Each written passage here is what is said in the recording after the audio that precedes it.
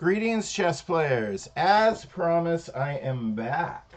Wow, after all that exciting fifth round action last night, I literally had a chess nightmare after after all that crazy suspense. You ever get chess dreams?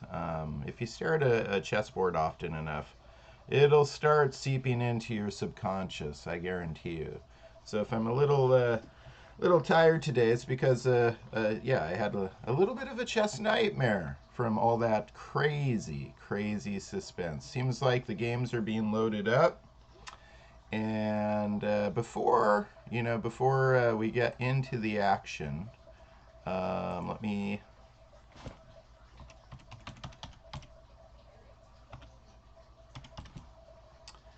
take you to the Mission 360 site and tell you about what we're watching.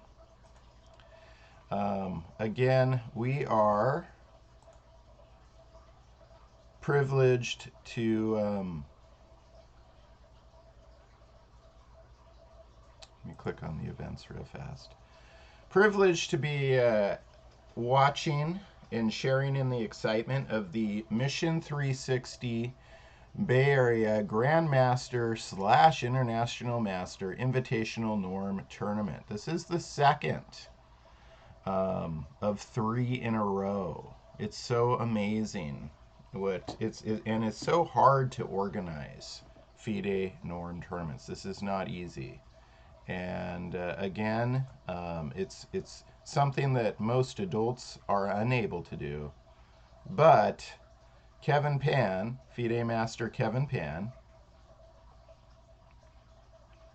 and FIDE Master Eric Lee, both in high school, with some help from Josiah Stearman in an advisory role, and he's finishing up Cal Berkeley, age 20, I might add. They're pulling these events off, and again, it wouldn't be possible without without help from Salman Azar over at Bay Area Chess.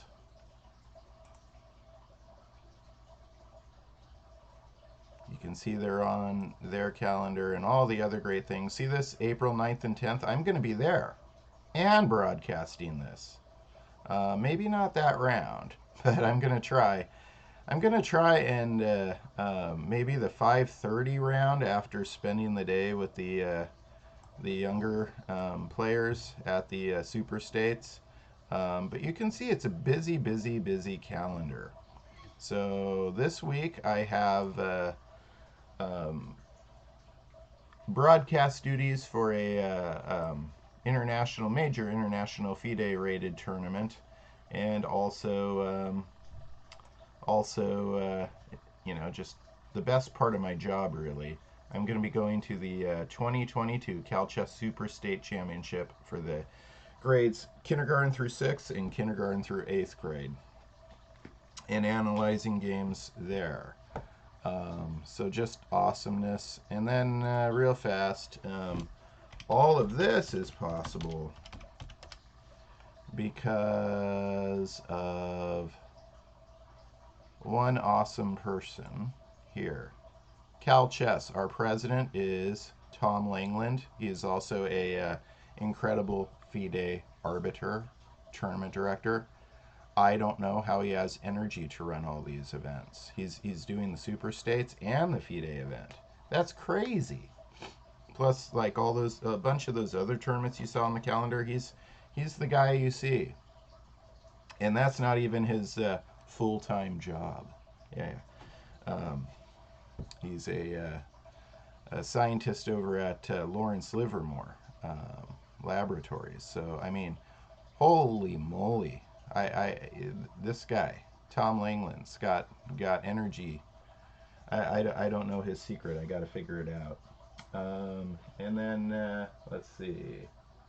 I wanted to tell you about one more. Let me make sure. Good, that my browser window's up.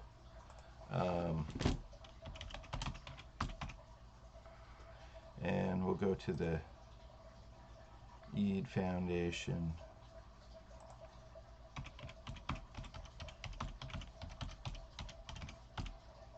Not Porg.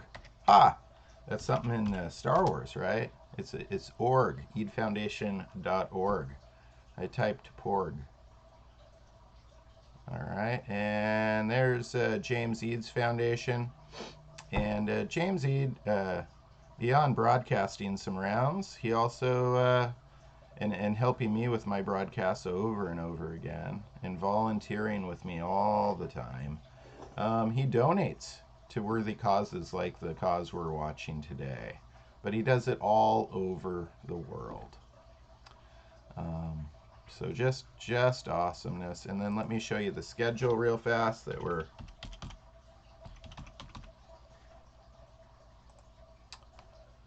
Here's my site. All those who want to learn chess are welcome here. It says so at the top. And I believe that. Let me find my schedule. Here's my schedule. So let's see. We are Monday, April 4th, right? Is that where we're at? Yeah. Monday, April 4th, 10 a.m. This is round 6. And then there's Monday, April 4th, 4 p.m. So stay with me all day long. You'll get some great action. And then rounds 8 and 9 are tomorrow. And I'll find out if I know who's going to be broadcasting or if I'm going to broadcast. I'll put a link in the schedule on dailychessmusings.com. All right. So let me change windows. Get back. And then I think I just click on. Yeah, I do. Yeah, I do. All right. All right, so game 25. Remember, we got to see a beautiful, beautiful checkmate with a bishop and knight last night. That was just terribly exciting. It just proves you got to know your stuff. You really, really do. Checking my messages on the other computer. Sometimes it's easier to have a couple computers because I have so many things going. All right, let's see what we got going here. We got knight f3, knight f6, g3, c5. All right. So white's using a hyper-modern approach. And black's, both sides have a knight developed. And black's pawn's influencing d4. And this is David Berkes versus Eric Lee. All right. We saw Grandmaster David Berkes get defeated by Maria Malika last night after misstepping in. He misstepped in the endgame in severe time trouble. He kept getting down to 1 second.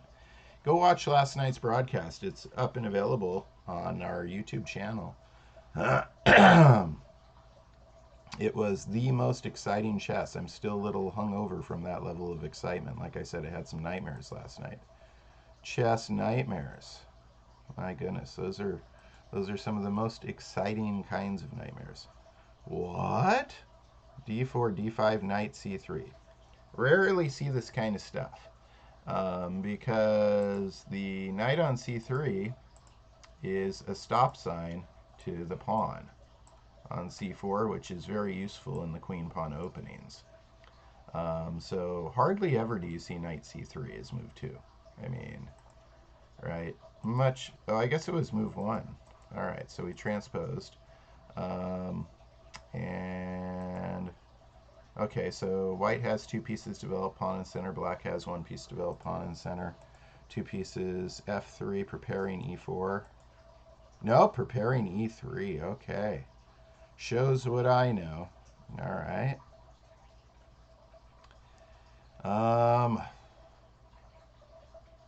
I have seen this someplace.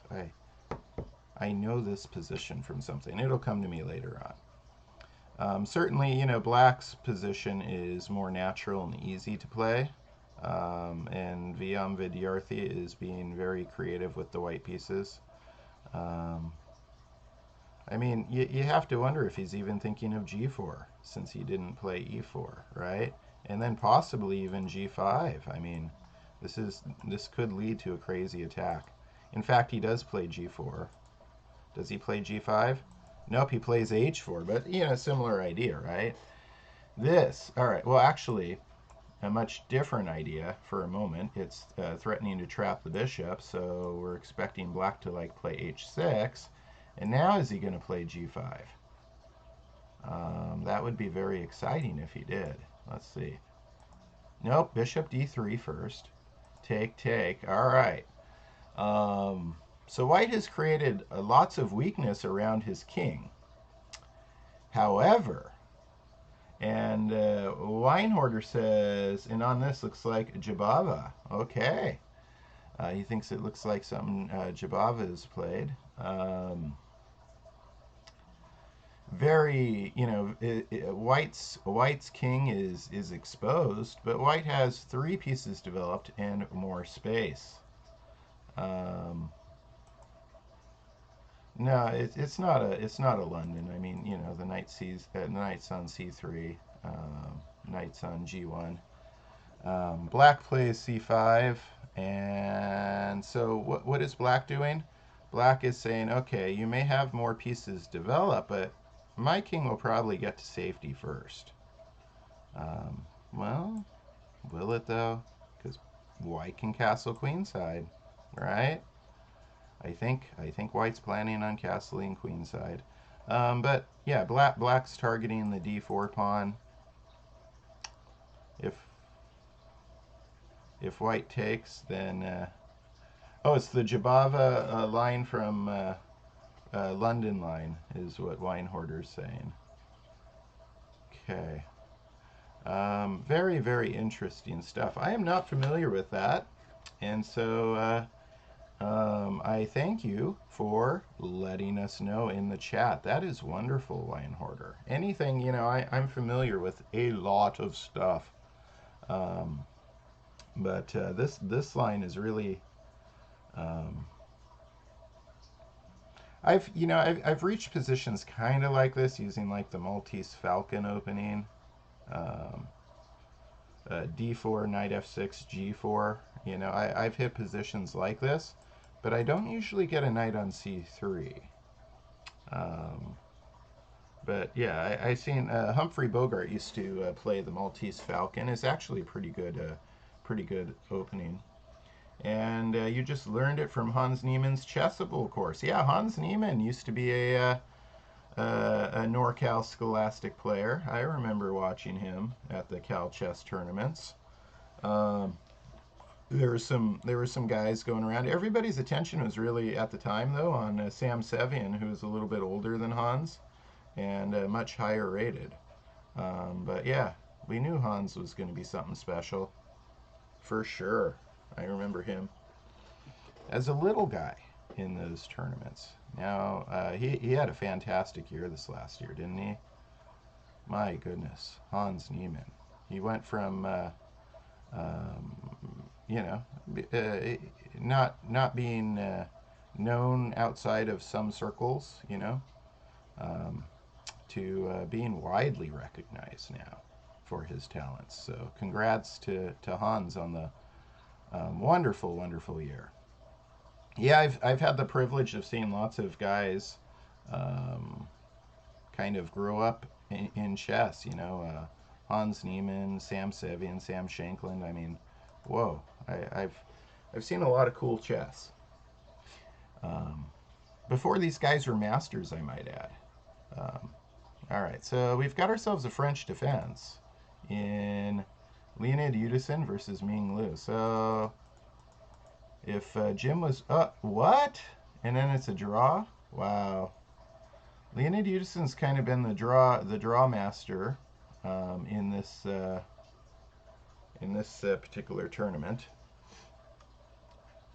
And that's unfortunate because I would have liked to have seen some good French defense action. Um, so that's unfortunate. If I sound a little drained, it's because, yeah, I had some chess nightmares from last night's action. It's a little too exciting. And then we've got Gabor Nagy versus Josiah Stearman. And this game has not started yet, so maybe Gabor is running late. All right, so e4, and then c6 Caracan, and then knight c3. We're seeing some interesting stuff. Maria, whoa. So knight c3 in the Caracan. I mean, obviously, when your opponent doesn't meet you in the center, you almost always play d4, right? So she's playing this knight c3, and then d5, and then knight f3. So this is a slightly unusual path in the Caracan. Bishop g4, bringing the bishop out, pinning the knight, but nothing supporting the bishop. So interesting. I mean, black could have also kind of gotten more into take, and then bishop f5, kind of like a regular Caracan without white having their pawn on d4. But this is an interesting sideline. Bishop g4, h3. Putting the question to the bishop, take. All right, so white's got two pieces developed pawn center. Black only has a pawn to center, can't complain. And then there's that full wedge shape that we see in Caracans, we see in Slavs, and we see in London's. Bishop e2, knight f6, castle. Black's getting their pieces developed. Bishop goes to the same diagonal as white's king, something you wouldn't normally see in a Caracan. So, Michael isn't playing the Caracan. He understands that the position's different, so pieces go in different spots. All right, and this is preparing d4 now, right? It's preparing. Plus, it's putting a rook in the same file as your opponent's queen, which is usually a good idea. So Michael Lee plays d4 before Maria can. And now Maria is thinking. As usual, we will touch in on all the boards, and then I will get into more detailed predictions and explanations and things. But I like to at least see what's happening. The knight retreats. Okay, and this is our last board. Okay, so nothing's happened in Gabor Nagy versus Josiah. Looking forward to an exciting game here. Josiah has been Mr. Excitement in these tournaments. He plays he plays into very imbalanced positions, very chaotic positions, and he's a mad genius at the chessboard lately. Well, I shouldn't say lately. I mean, for like almost as long as he's been alive, he's been a mad genius at the. Well, he's been a genius at the chessboard. He's been a little bit of a mad scientist at the chessboard of recent, though, and this is why I'm enjoying watching his games so much. Vyam Vidyarthi goes with the king f2 instead of castling queenside. Interesting. Very, very interesting. So the rooks are unified. Pawn in the center. Rooks are unified. And the king is relatively safe right here. Relatively safe. There's a lot of stuff on the diagonal, right? Leading to the king. But that, that could change. We'll see what Austin is able to do.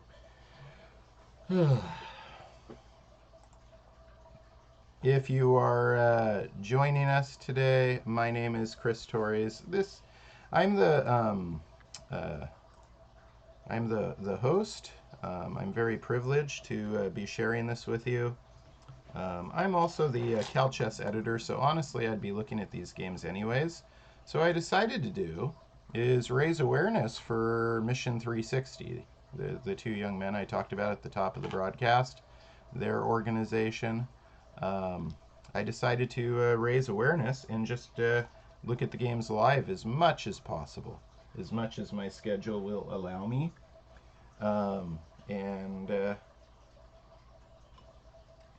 That way I raise awareness. Maybe some of you, maybe somebody who's watching thinks what they're doing is really cool and gives them a small donation. That would be wonderful. Mission 360 for you, FORU.org. Also, um, maybe somebody who's watching says, hey, if Northern California is doing this, why can't our region do it? And the answer is your region can. What you need to do is get people to work together. But I can help you with that process. Um, let you know what some of the requirements are and things like that and considerations. So if you are in a region that maybe wants to try and do something like this, you can send me an email, dailychessmusings@gmail.com. I'm happy to meet people and offer free advice, help you.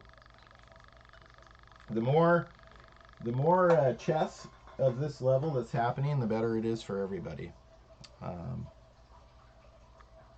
Okay. So I'm going to switch to slideshow mode so you can see what the players look like instead of my tired face this morning.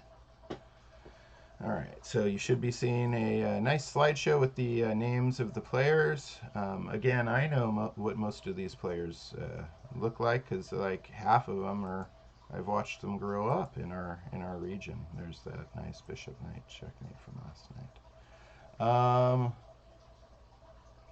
Okay, so we're kind of getting into a double fianchetto opening, and white has not shown us what their plan for this is. It could still be a King's Indian attack from white. It could be any number of things still. So we do not know what David Berkes might have in mind for Eric Lee. And he might not know. He might be considering his options right now, seeing what he feels like doing.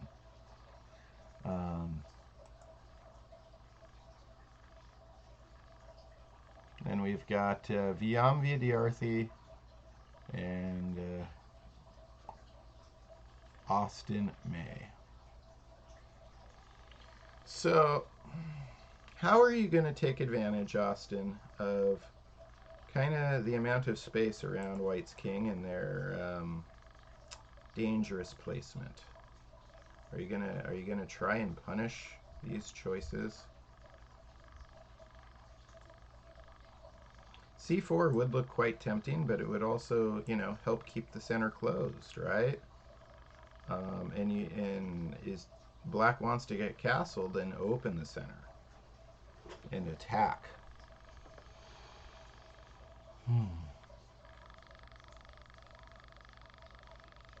Interesting stuff. If anybody else, has thoughts like Weinhorder does, feel free to say something in chat. I'm reading the chat.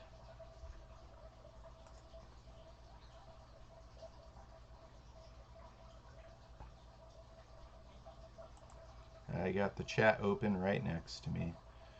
There's another fast draw from Leonid Udison. At one point, Leonid was a player. He's a first caliber player. He played on the Soviet team. I mean, if you were good enough to be on there, the official team during the Soviet hegemony of chess, man, you were good, right? And then, he's had just so many fine victories in his career, and one notable loss to, well, a couple, but one very notable loss to a dear friend of mine who's passed away, Emery Tate. You can check out that on the Daily Chess Musings YouTube channel. Emery Tate's Immortal Game. It's Master Chess Theater, Episode 1.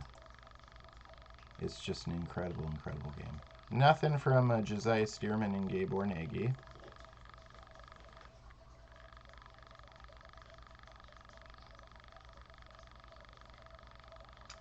And we are looking at Maria Malika. And I'm really she's turned me into a fan after seeing her last night do what she did. If you missed the show last night, you gotta watch the recap. It was the most exciting chess that I have seen, in a very very long time. There was so much excitement on like three different boards that I just couldn't keep up with it all, and it gave me, like I said, it was so suspenseful. It literally gave me nightmares last night, which is, it's just wonderful that chess can be that exciting. Um, some days are going to be just kind of calm and beautiful chess, and you can just appreciate the accuracy. That was not last night. Last night was a very, very exciting round. Round five just blows me away. And this is the kind of stuff, all these players, they are trying to get wins, not draws. They're trying to get wins. The ones who aren't grandmasters yet are trying, I should say, yeah, the ones who aren't grandmasters yet are trying desperately to get wins, because this is why they're playing in this kind of tournament. They are out for blood. And the reason is because they have a goal in mind, earning another norm. And these tournaments are rare opportunities in the United States. Um,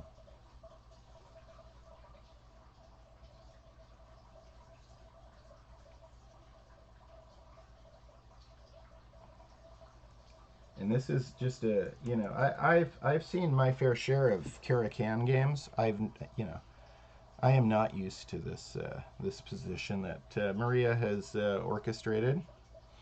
Yep, nightmares from chess is right, Arcane. Did you have any chess dreams last night? Anybody ever have? I mean, if you stare at a chessboard long enough, it likely won't be a nightmare like I was experiencing. But on the other hand, it'll seep into the subconscious because you're just staring, right? There's so much focus, and you spend, I don't know. Yesterday, maybe I spent 16 hours on chess. Yesterday, that's a lot of time. Well, you know what? I'm going to say 12 hours on chess because I did do about 4 hours of driving. And when I'm driving, I try and be focused on the road, of course.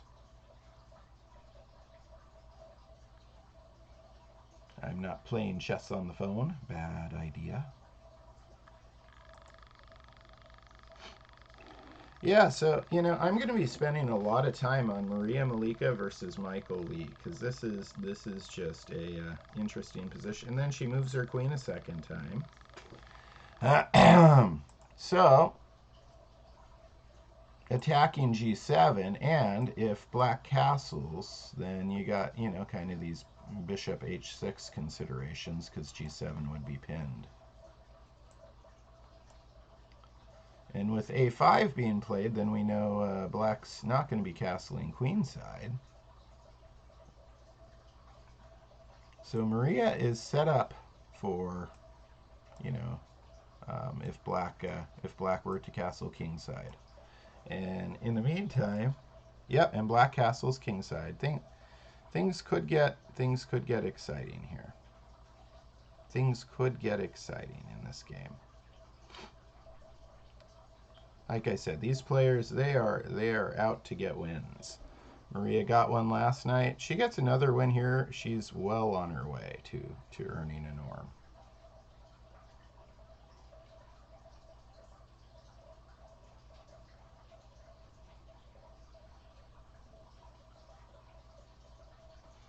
What does black do if Maria just plays e5 now? What happens then? Because, see, this is taken. You can't get out there. This is taken. This is taken. This is taken. This isn't available. This isn't available. Looks like you got, if she plays e5, that knight's going back home. Which, at least if it goes back home, well, not home, but back to the 8th rank, then it's defending g7, I suppose. But certainly, my prediction here, as I get going, I like to make some predictions based on what I'm seeing. Pawn e5 looks like A very tempting move to play for white right now, wouldn't you say?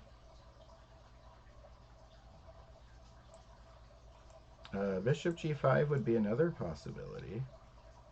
And then trying to get e5 in. But, you know, I'm tempted just to play the e5, force the knight back to e8.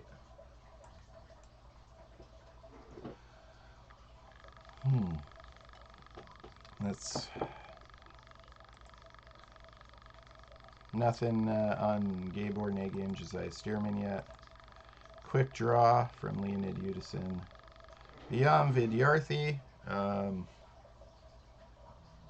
His king's over in, you know, open space. There's no open files, but there's a lot of open space around his king. A lot of potential. It's you know, it's not in a tight enclosure, right? So potential areas for attacks to leak through.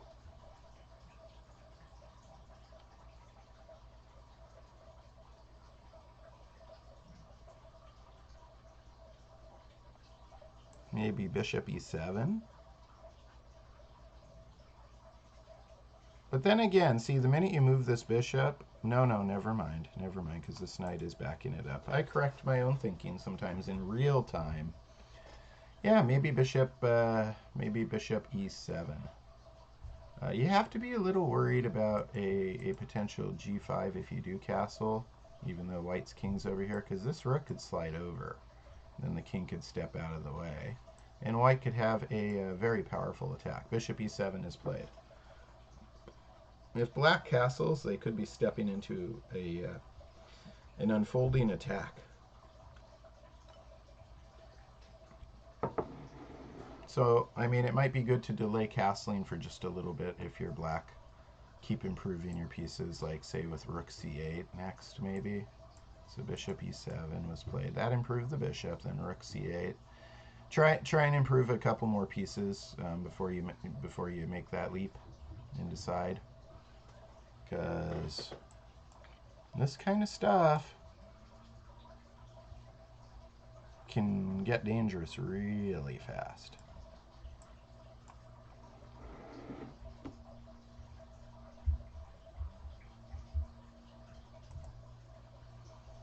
Once again, my name is Chris Torres. This is Daily Chess Musings. I am the Cal Chess Journal editor. So I write the official magazine for Cal Chess.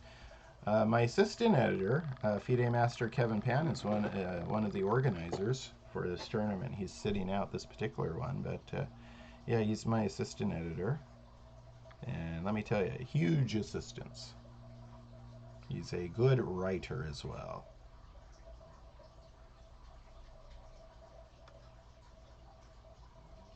Let's see what we got here. What did I miss? All right. So castle and then knight d2. Sure, get another piece in the game, right? Makes sense. Black's position makes sense, but white is poised for an early attack. And so you know it's coming.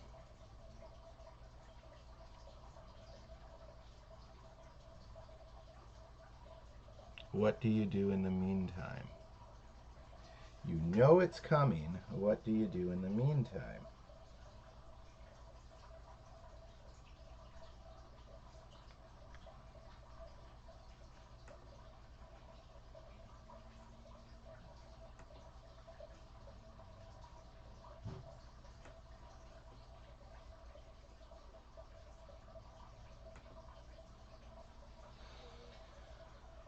Tricky. It really is. This is not, you know, necessarily the kind of chess game Black was expecting.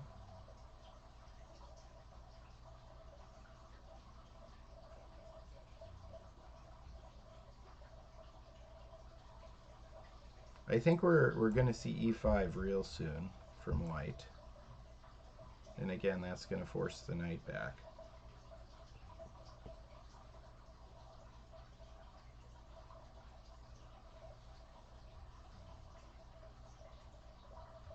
Black could, continue to gain space on the queen side. Maybe that's a good strategy.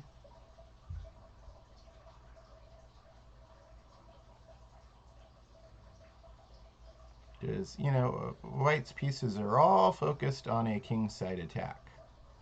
So if you gain space on the queen side and make something happen over there, then white's pieces are out of position to and may not be able to pivot back to the action.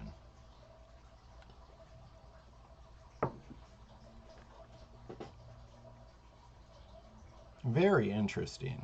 Michael's got a difficult choice to make. I feel very uncomfortable, as black in this position. I know he's done everything quite logically, right? He's done everything as he should. But I feel very uncomfortable. So I guess that means I really like Maria's opening line here. Because it gives me anxiety looking at black's position and the possible lines of attack that white's going to have. They've got this, then this knight can scoot closer. Perhaps the bishop comes out. The knight can come even closer. I mean, this, the attack is coming. It's almost like, when you are watching the weather, and you see a hurricane out, and you're like watching them explain the path of the hurricane. Yeah. I think Michael Lee, his king is sitting in the path of the hurricane, and things are going to be happening. There's going to be a lot of excitement. If you're checking out our channel for the first time, my name is Chris Torres. I'm a correspondence chess master, longtime chess teacher in Northern California. I've been professional chess instructor for a long time. I spend a fair amount of my time these days donating my time to worthy causes and sharing my passion for chess. And I have a community dedicated to this. It's the Daily Chess Musings community. If you go to dailychessmusings.com, you'll see our main website, our main hub for community activities. Most of our activities take place on chess.com in the Daily Chess Musings Club. And then we have a bunch of free video lessons on our Daily Chess Musings YouTube channel. And I've got 1,000-something free lessons on my long-running blog that is located at dailychessmusings.com. And I have plans to do many more things this coming year. This is part of my plans, of course, but I have there's going to be some live events, but I don't want to give away the surprise, but I have some really cool lesson plans. I just need to sit down and record them. You guys are gonna love these videos that I'm working on, and I have some plans for the summer I'm finishing up. I should have those finished up this week, and I love to announce that. I have another major announcement this week that I will be making to our followers. So yeah, a lot of excitement. As I said, this week I'm looking at a Grandmaster tournament, and then I'm going to and you know what? I shouldn't even laugh. I mean, the kind of chess that is played in Northern California at the Scholastic State Championships is chess of very high level. Very high level. I will be looking at that in those games on the 9th and 10th in Santa Clara, California. You can come see me live. And I'll be giving out some brilliancy prizes. I still need to do my video for the last brilliancy prizes from the last state championship, end of March. I selected 2 games, and when you see how good this coming generation, you know, one of the games is from a kindergartner, the other I think a 4th grader. When you see how good these kids are playing chess, you're going to be inspired about the future. It's going to make you feel good, hopefully.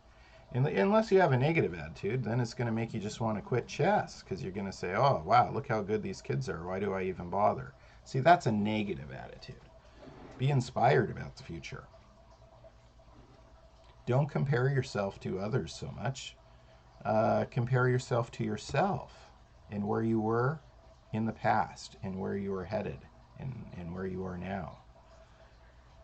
Get yourself on a trajectory of improvement and just focus on that. I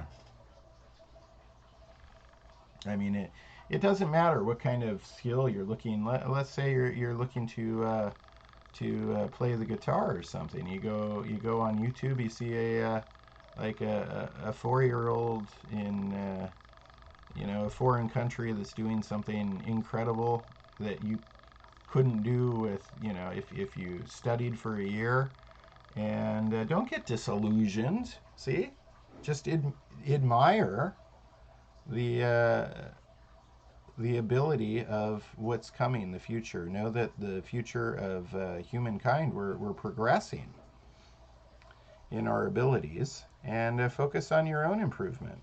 You know, just being able to appreciate someone else's creation means that you have an understanding. So to be able to appreciate, okay, so he's expanding on the queen side. So he went with, kind of what I was thinking. Appreciating high-level chess means you understand chess enough to appreciate it. And the more you understand, the more you appreciate. And she shuts it down real fast, A3. Now, if I am black, I'm going to play E5 before white plays E5. Let's do it. Play E5. That's what I'm expecting for Michael. Because if you allow white to play E5, you're going to be unhappy. If you play E5, then you've gotten yourself, you've boarded up, the door ahead of the hurricane, right? The center's closed. Getting back to that hurricane analogy.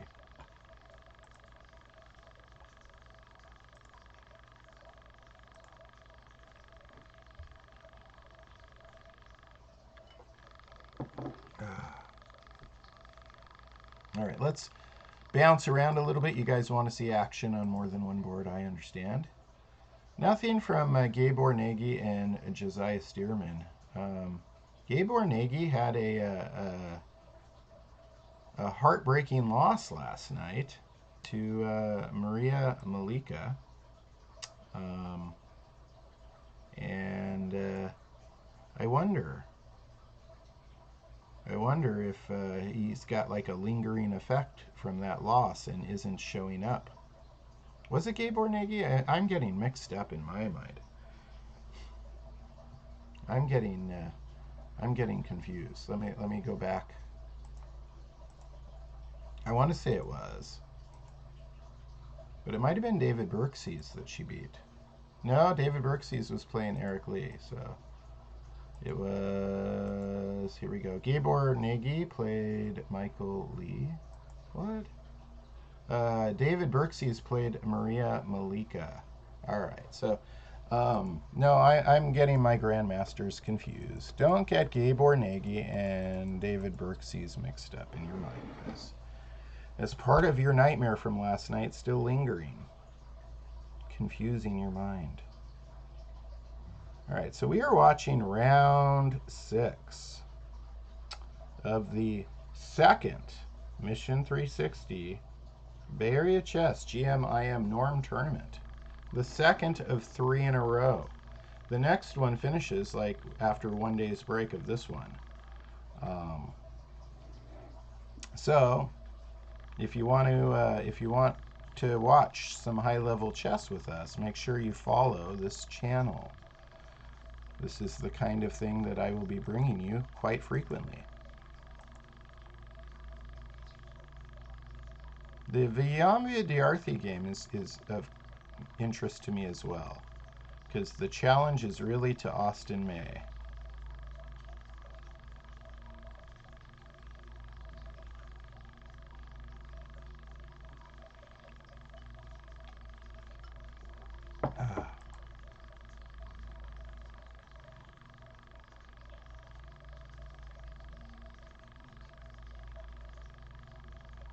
And here is David Berkses and Eric Lee. Tournament organizer, FIDE master, chess extraordinaire, Eric Lee. Such an impressive young man. He's like 14 years old. And he is organizing a tournament of this stature. Very, very impressive.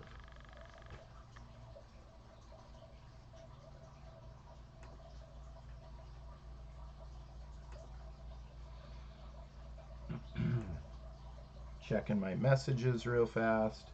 There are many ways to get in contact with me. Best, if you're watching the broadcast live, is to just say hi in the chat. Nothing wrong with that. In fact, it's actually kind of nice because it means it's almost like I have a co-host, you know, or it's more like a conversation. Chess is a conversation, but I can get on a tangent and just talk to myself for a long time, and you know, a lot of chess is about making connections. You meet people that you wouldn't normally talk to, and that's like the biggest, most wonderful aspect of the game of chess. Um,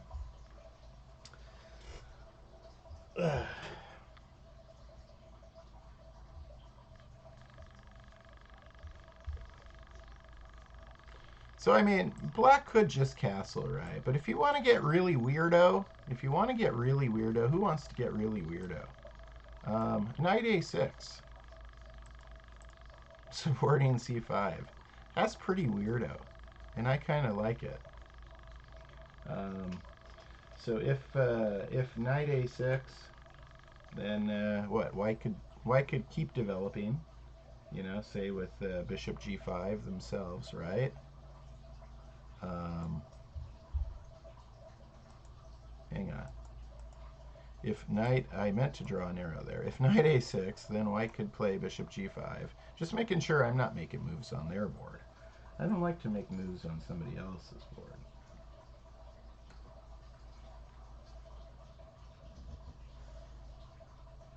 And then you know, both sides could castle for sure, right? No reason. Let's see if this knight a6 ends up. See what I'm doing is picturing ahead. I'm doing some calculations and seeing if knight a6 has a big purpose, you know, and I think it might. It's a fun looking move anyways. You know, it's fun to put a knight on the rim because it's supposedly bad, and if you can make something bad into something good, um, then that's kind of fun. So I would really like, that's a weird arrow. Don't draw that one. I'd really like to see knight a6 played. Just because knights on the rim are supposedly grim, but I don't think so here. I think it's fine.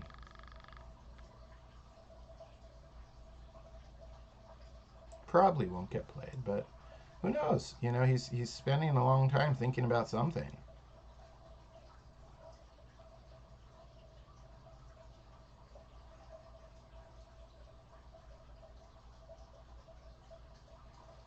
I like those games where, you know, if the knight goes to a6, then it has unique opportunities on squares it wouldn't normally have unique opportunities, and then from their squares it has other opportunities, and before you know it, it could be one of these nightmare games where one particular night just kind of, if you watch the flow of the game, over 40 moves or something, one particular knight does a lot of maneuvers that ends up winning the game. And it all started maybe with knight a6. There's a fine game played by Derek Wu that is kind of like this, and that is also in the Master Chess Theater on Daily Chess Musings YouTube channel. Got to get Derek Wu to come play one of these tournaments, huh? That would be fun.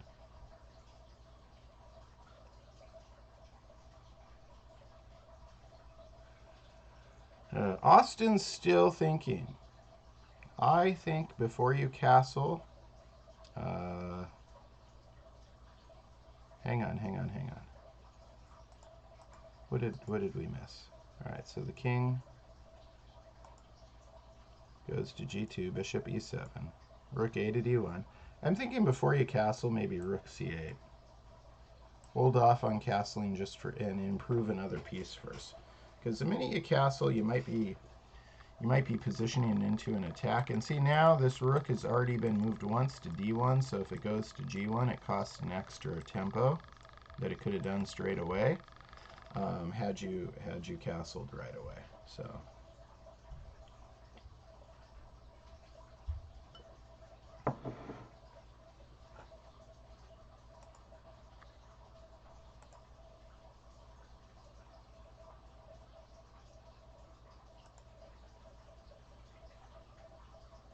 you are a busy person, Arcane Doctrine. You are also very busy. Busy watching chess on Twitch.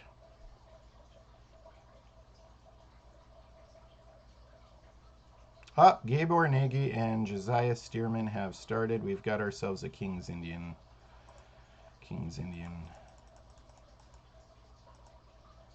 And let's see how this goes. This should be fun.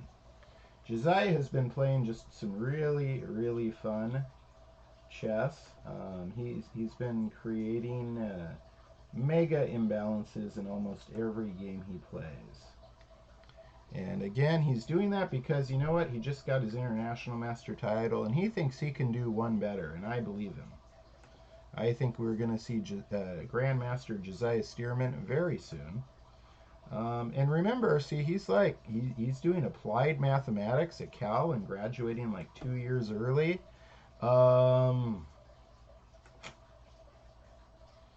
Not a lot of people could do half of that, right? What he's doing. Josiah Stearman has a lot of intellectual horsepower, to say the least. And what is Gabor gonna do? I mean, he could simply castle. That's certainly an option. But you know, Queen b3 is another option that, you know, we oftentimes see, because you're kind of punishing black for bringing the bishop out early by hitting b7, a weak point. Plus, it further supports your c4, d5 stuff. So we'll see. I'm expecting castle or queen b3.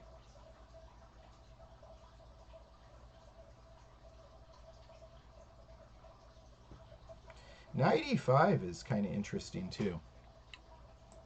Knight e5, I just noticed it right now. So knight e5 obviously is threatening a bishop, but what's it really doing? There's tension here on c4 and d5, and there's a bishop on that long diagonal. So by moving the knight out of the way, you're pinning d5 to b7. I think I might like to see knight e5. That's in my opinion, it's a niftier way of attacking b7 than queen b3 is. Whoops. Let's try not to injure our foot. Coach Chris. All right. I got so excited by the knight e5 thing, I lost my balance in my chair for a moment. I got so excited with this knight e5 idea. Suffice to say, I am a fan of chess. I love the game of chess. It is just the best game ever created, by far. Still waiting on Austin May. David Berkseys and Eric Lee. Eric's got to get these guys in, and probably a pawn in the center. There's the pawn in the center. So I'm starting to feel very comfortable with these positions that are coming about. The flow of the game. The more it marinates in my brain, the more I'll make some predictions. I have to think my way through things.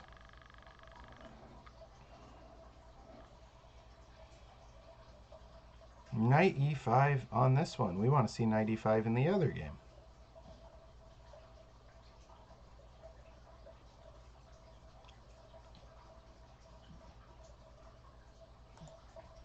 So probably, you know, he wants to get his knight in. You're going to play knight c6 right away, I think. If you hear jingling, that's my dog Lola. She's waking up wondering why her main guy is already awake. Usually I'd be sleeping in on a Monday after a hard... I do a lot of private lessons in person on Sunday. And the amount of effort and driving and alertness and stuff, I'm exhausted on Mondays. But this tournament is giving me an extra boost of energy. It's just so wonderful. Take with the knight. This knight's not doing much here. It would be better there. Keep this solid. Try and keep your shield in place as much as possible. Take with the knight. Then if knight takes, take with the queen. That's what I'm predicting.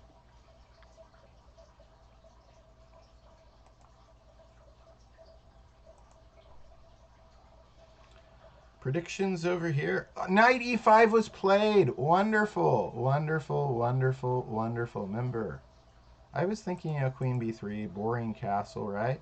This is fun. This is fun. It creates up this pin on d5. Yeah. Fun stuff. So knight e5 is not defended. That's, you know, like one of the downsides, right? You're moving a piece to an undefended square. But on the plus side, thank you, Artunaro, for following. Just picked up a new follower. That's number 42. We are growing. How wonderful. Yeah, followers are going to be treated to a lot of great chess. They'll get alerts, I think, of when I'm live. And when I'm live, I'm going to be showing you neat stuff like this. All right, now we get queen b3 on top of it. So check out what's happening here.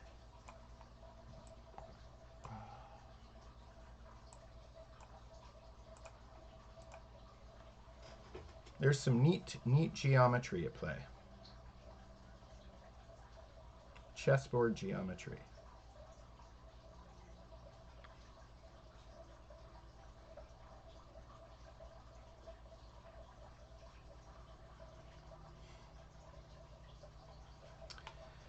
How do you deal with that as black? Queen c8.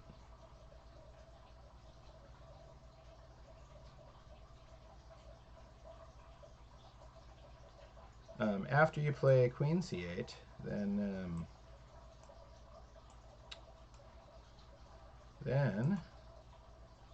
if cx d5, then you play ex d5, and your queen and bishop are coordinated. So I'm expecting Josiah to play queen c8.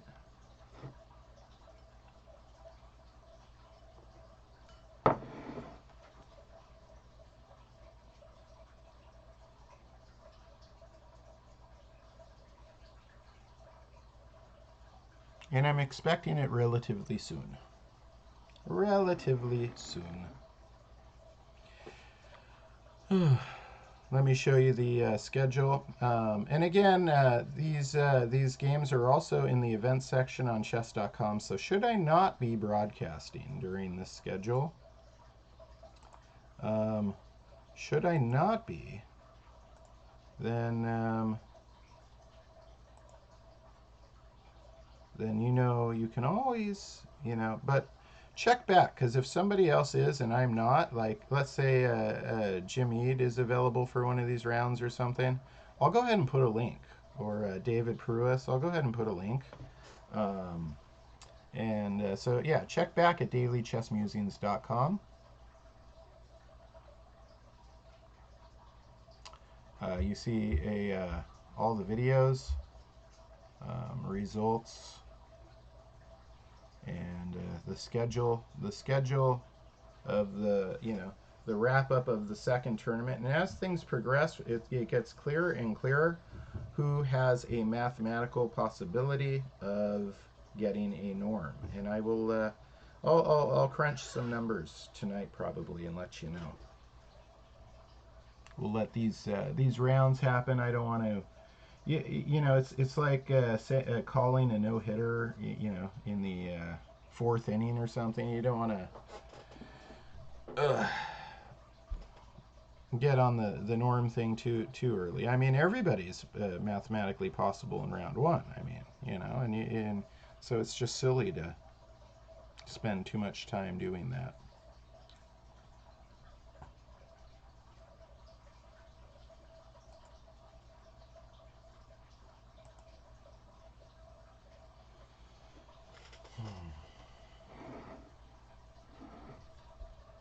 Queen c8 is what we expect from Josiah, but he keeps, Josiah keeps playing like a when there's like a move like Queen c8 that I'm almost certain he's going to play something ridiculously provocative, um, and dangerous. So we'll keep an eye on that.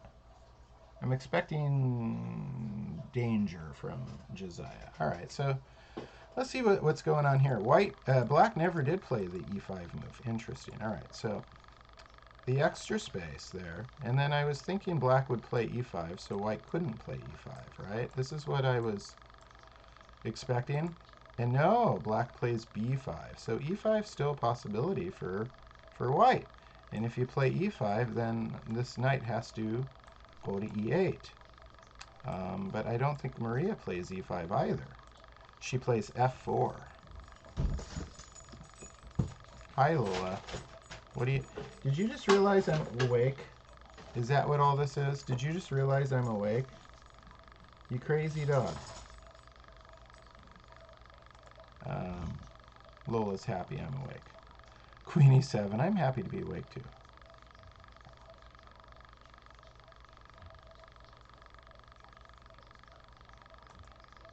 King h1. Stepping off the diagonal with the bishop.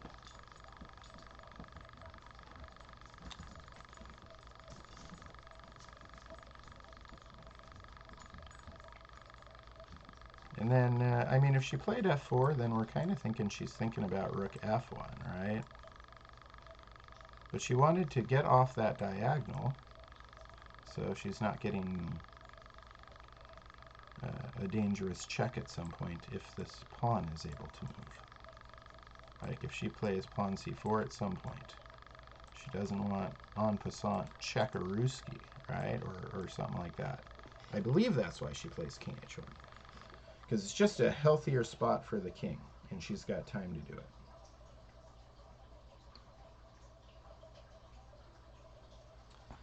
it. I mean,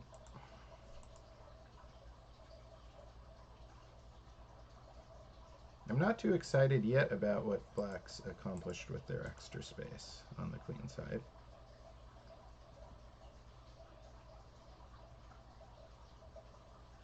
But this is very typical. This rook getting here, the queen here, the rook there, an attack on the king side, and black fighting for space on the queen side, setting something up. These pieces are very nicely placed for a b4 at some point. But I think rather than play b4 right away, maybe you back this bishop out and keep pushing forward with your pawn. c5, right? And then maybe scoot a rook over. Get this rook over onto the queen side. Maybe there, maybe there. And then play b4, right? So I think if you're black, you back the bishop out of the way because it's impeding your pawn right now.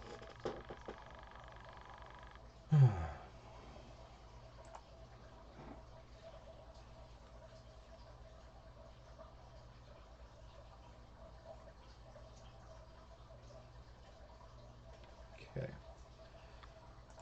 Oh, you're looking at me again. Let me turn on the slideshow. There you go. You can see what these players look like.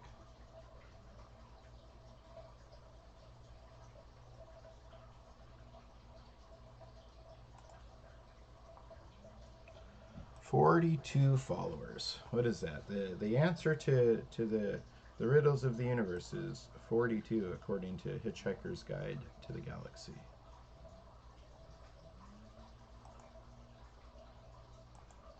If you haven't read that and you like science fiction, you're missing out on some good stuff. Maria Malika, we looked at against Michael Lee. Why is my board not changing? Oh, because I'm at the end. See, I'm a little tired. And we're waiting for Josiah to play Queen c8, but you know what? He must see something else. He must see something else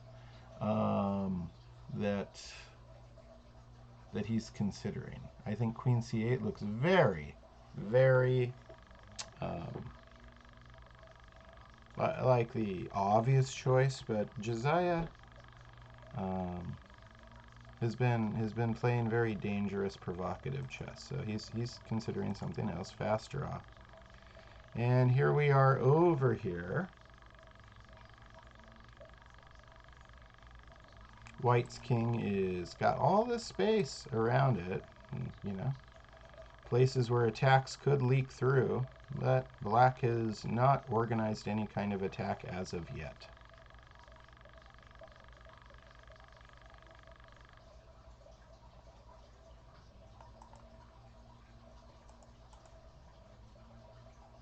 Master Chess Dojo, thank you for the follow. Fantastic. What is this? 43 followers now. My goodness. At this rate. And Midnight, whoa, followed. My goodness. How exciting. At this rate, we're going to have big numbers. You get a follower every few minutes. You're gonna have big numbers. That's exciting. Thank you for the follower. Yeah, like I said, I'd be looking at this anyways. I'm just purely broadcasting to raise awareness for these two incredible guys and their project here, Mission 360. Kevin Pan, FIDE Master Kevin Pan. There's Kevin and his nice mom. And there's Eric Lee and Scouting. And there's Josiah Stearman. I mean, it's such a neat organization. It really, really is. And they're doing something that just hasn't been done. 3 Grandmaster Norm tournaments in a row. I mean, we're talking, you know, I'm not gonna shame some of the big chess clubs, but this new organization's outdoing you. They are. Because they're awesome. So consider volunteering, connecting with them, and giving a donation. Both these guys are organizing these kind of events. Both of them are playing in these kind of events. And both of them are too young to even have a driver's license. Incredible. Absolutely incredible. Give them all your support and praise. All right, let's take a look. I'm so proud of those guys.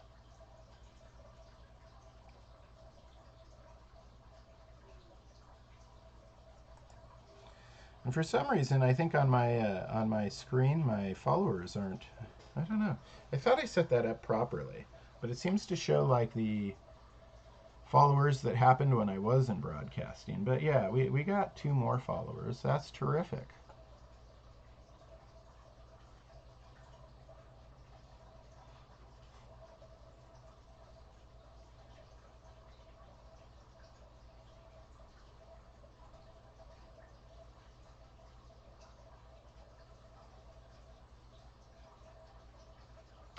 So what are you going to do with your bishop, Eric?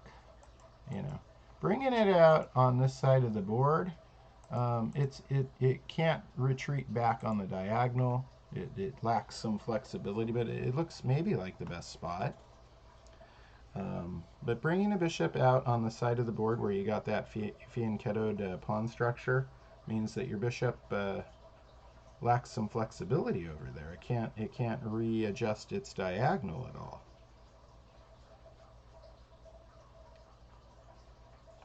We'll see what he decides. There's plenty of different options for him right now. It'd be silly even to predict.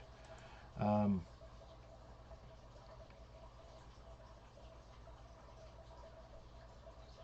I'm just going to go ahead and put in a prediction of knight takes, queen takes, because this is what I think is likely to be the correct idea.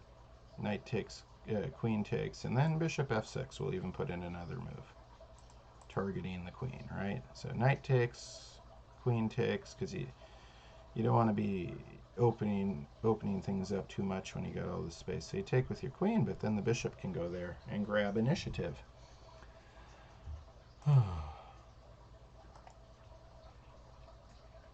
And then Josiah Stearman played queen c8 after a long thought. Okay, let us see what. All right, so queen c8 takes care of this and this, right? Important stuff, but you know, mostly the b7 thing right now. Take. Now this and this are connected. They're coordinated, the queen and bishop. So they can, if you know, and we're expecting white to castle this way, black will be able to get rid of white's fianchettoed bishop, creating light square weakness around black's king, around white's king.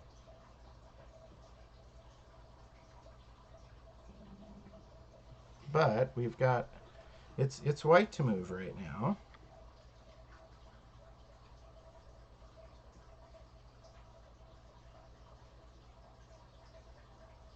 Knight c3.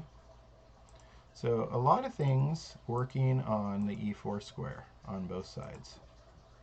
Both players are fighting over the e4 square right now.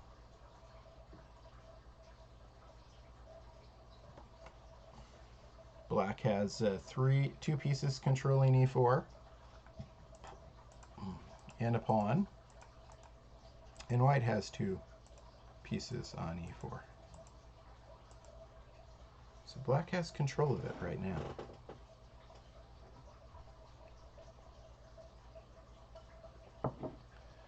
But this pawn is subject to attack.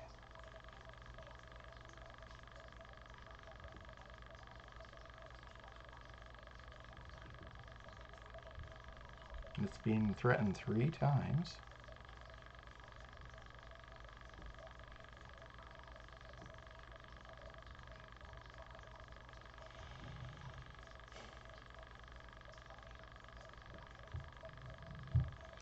You're very welcome, Uncle Kevdog.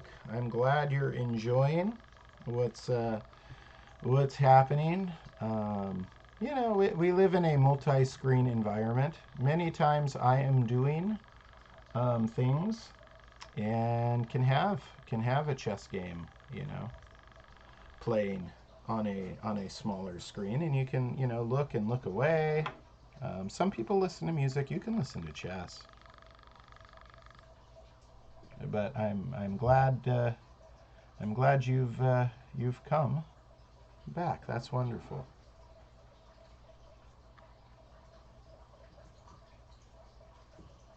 This is a really interesting position.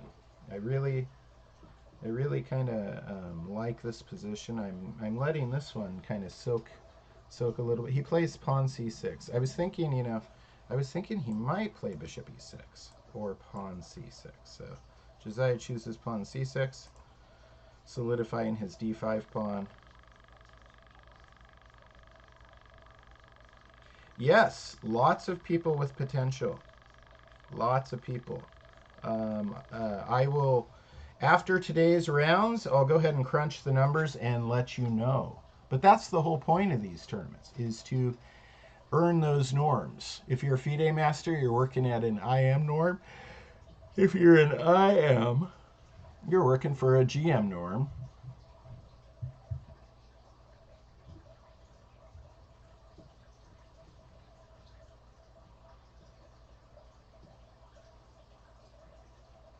So good question. Super many possibilities right now. After today's games, there won't be so many possibilities. It'll be narrowed down to just a couple players probably in their final day, Tuesday, rounds 8 and 9. And so I will break that down. I will break that down tonight after the rounds finish. I'll go ahead and do the norm calculations.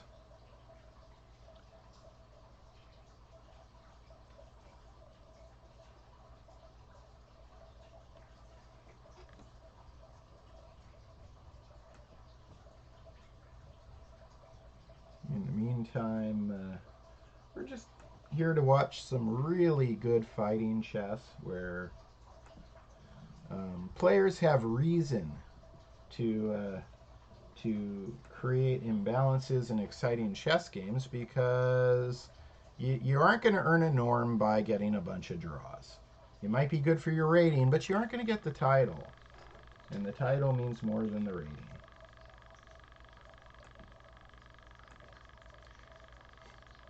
And the grandmasters who are playing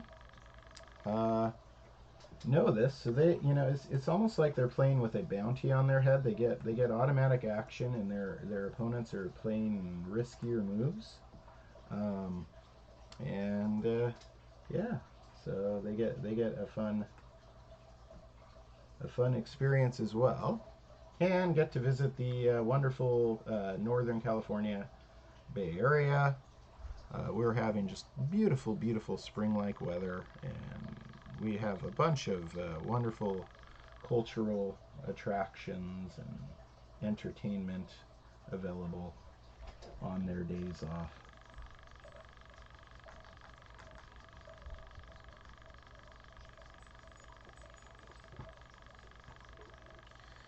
So maybe there's a couple possibilities. There's a lot of possibilities here. I mean, you could play bishop d6, hitting the knight. You could certainly do that. You could play knight takes e4, which is I could just play knight takes e4. Or I think you could even play bishop e6, right? And we don't know. Bishop e6 isn't really as much of a retreating move as you think, because you're placing the bishop on the same die. He plays bishop d6. Okay. And now, question to Gabor Nagy. Here it is. This is a big question. Is he going to do knight takes f7, king takes f7, and then ex f5? Is this what's going to happen? Man, as a blitz hustler, as a guy who plays, speed chess, in parks when I get a chance and things like this, I'd be over the sacrifice all day long. But see, this is why he's a grandmaster and I'm a hustler, right? I shouldn't say that. I'm an educator, but we'll see. We'll see. The knight takes f7 looks very tempting, doesn't it? Because you're forcing the king to take, And then you've already got tension here. And check out the relationship between the queen and king.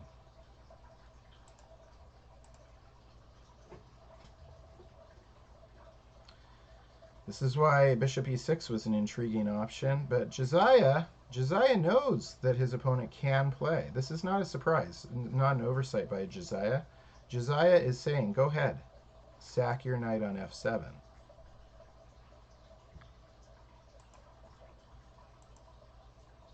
Go ahead.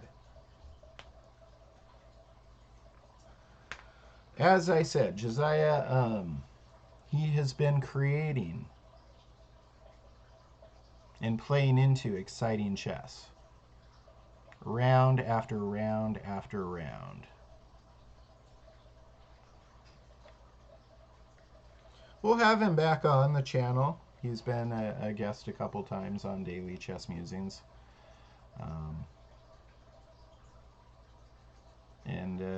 And discuss some of these games with him. That'll be fun. Always fun to catch up with Josiah. Like I said, this young man, Josiah Stearman, he has just so much intellectual horsepower. He's got a big engine under the hood.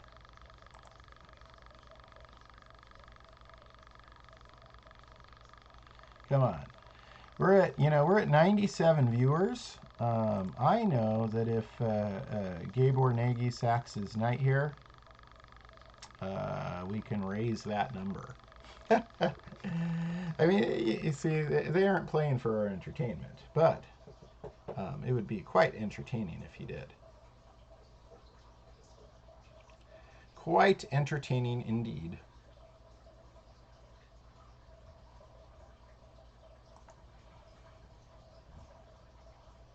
Our Sunday night numbers were just incredible. Incredible. We had so many. We were like at 1,100 live viewers a couple times last night, and it was extraordinarily exciting chess. Again, you can watch the replay of that round on the Daily Chess Musings YouTube channel. Watch it at your leisure. Even if you already saw it, watch it again. Skip to the highlights.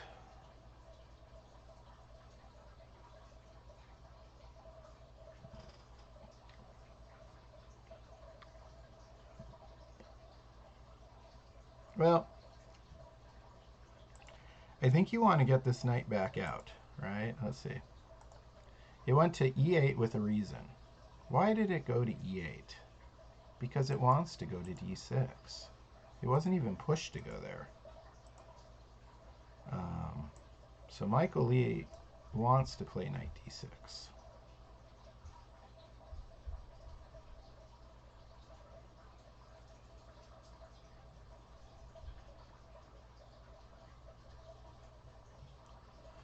So I expect knight d6 from him relatively quickly.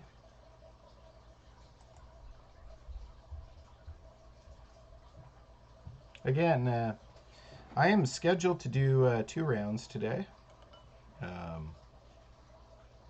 So this is the 10 a.m. and then the 4 p.m. as well, Pacific time. It's a lot of chess. I'd be doing a lot of chess anyways.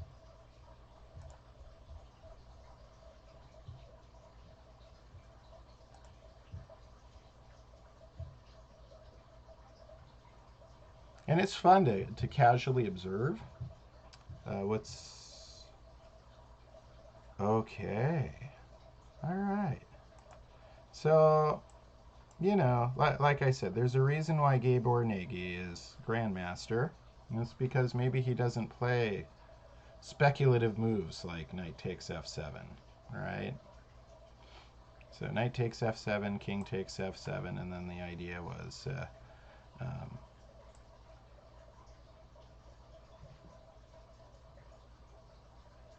well, I mean, you could even just play exf5 right away, right? Obviously, that's what I was saying.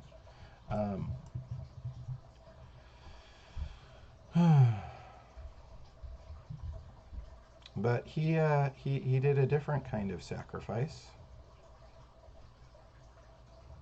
or trade. It's not really a sacrifice, it's an exchange. You can tell I need my coffee again. Knight takes c6. Yep. And then so he's giving away the knight and threatening the bishop, right? So he's taking something, and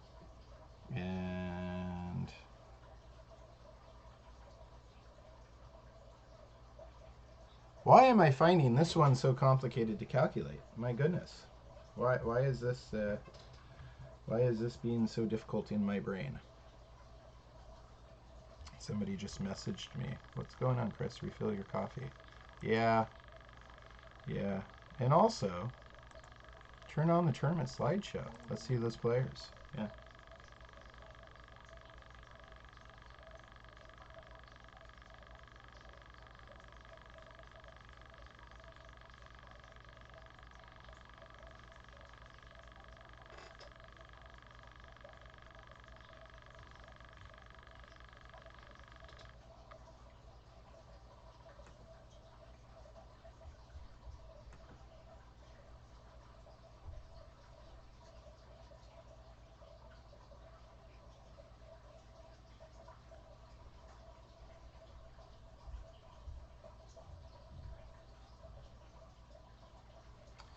So, before I take a break, I want to try and understand this one though. This is complicated. All right. Oh well, you know what? Josiah just showed us what should happen. I was starting to move in that direction. That dxe4 was the correct line, and Josiah just does it right away. Good for him. And now White can remove their knight from danger. One of a couple ways, right? Either by exchanging or coming back. Coming back actually, then it threatens the bishop, which is coordinated nicely with the queen. So I'm going to be in favor of knight d4. But then black's just going to play bishop h3. And there we go. We talked about this, whenever your opponent fianchettos a bishop, then... you know what? I'm starting to like Josiah's position better, guys. I just am starting to like black's position better. So it could be that knight takes c6 wasn't. I really, the knight takes f7 idea. Knight takes c6 is maybe fine, but I'm liking Josiah's position better. White's knight is under attack. And black's queen and bishop are aligned to get rid of the fianchetto. All right. I'm going to run an ad and refill my coffee. And then I will be right back. Be back in like 5 minutes.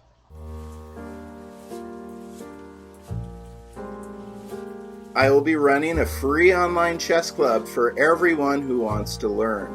To further this idea, I published a mission statement for Daily Chess Musings that reads, "All those who want to learn chess are welcome here."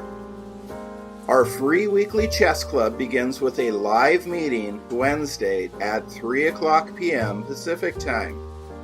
Remember, you do not need to attend the weekly meetings when they are live to participate, and all students have an entire week to complete their suggested lessons. In this way, the Daily Chess Musings free weekly chess club is 100% flexible to your needs and schedule. New instructions and assignments will be given every Wednesday. If you have to miss a week, no worries. I will make all of the videos and assignments freely available on dailychessmusings.com so you can catch up when it's convenient. Special prizes will also be awarded for top performers in different categories. Plus, we will hold regular tournaments on Fridays and Saturdays, along with special events including scheduled matches between groups, simuls, group chess, and blitz games against me, Coach Chris. So what's the catch? There isn't one. I just want to give everybody the same opportunity to benefit from chess that I had as a child. For over 20 years, I have paved the way for the success of thousands of children, regardless of their entry-level skill. By training with me, you will gain the valuable tools and skills needed to excel as a chess player. An extraordinary chess club experience with a top-tier instructor, the confidence and motivation necessary to surpass your chess goals and fast-track improvement.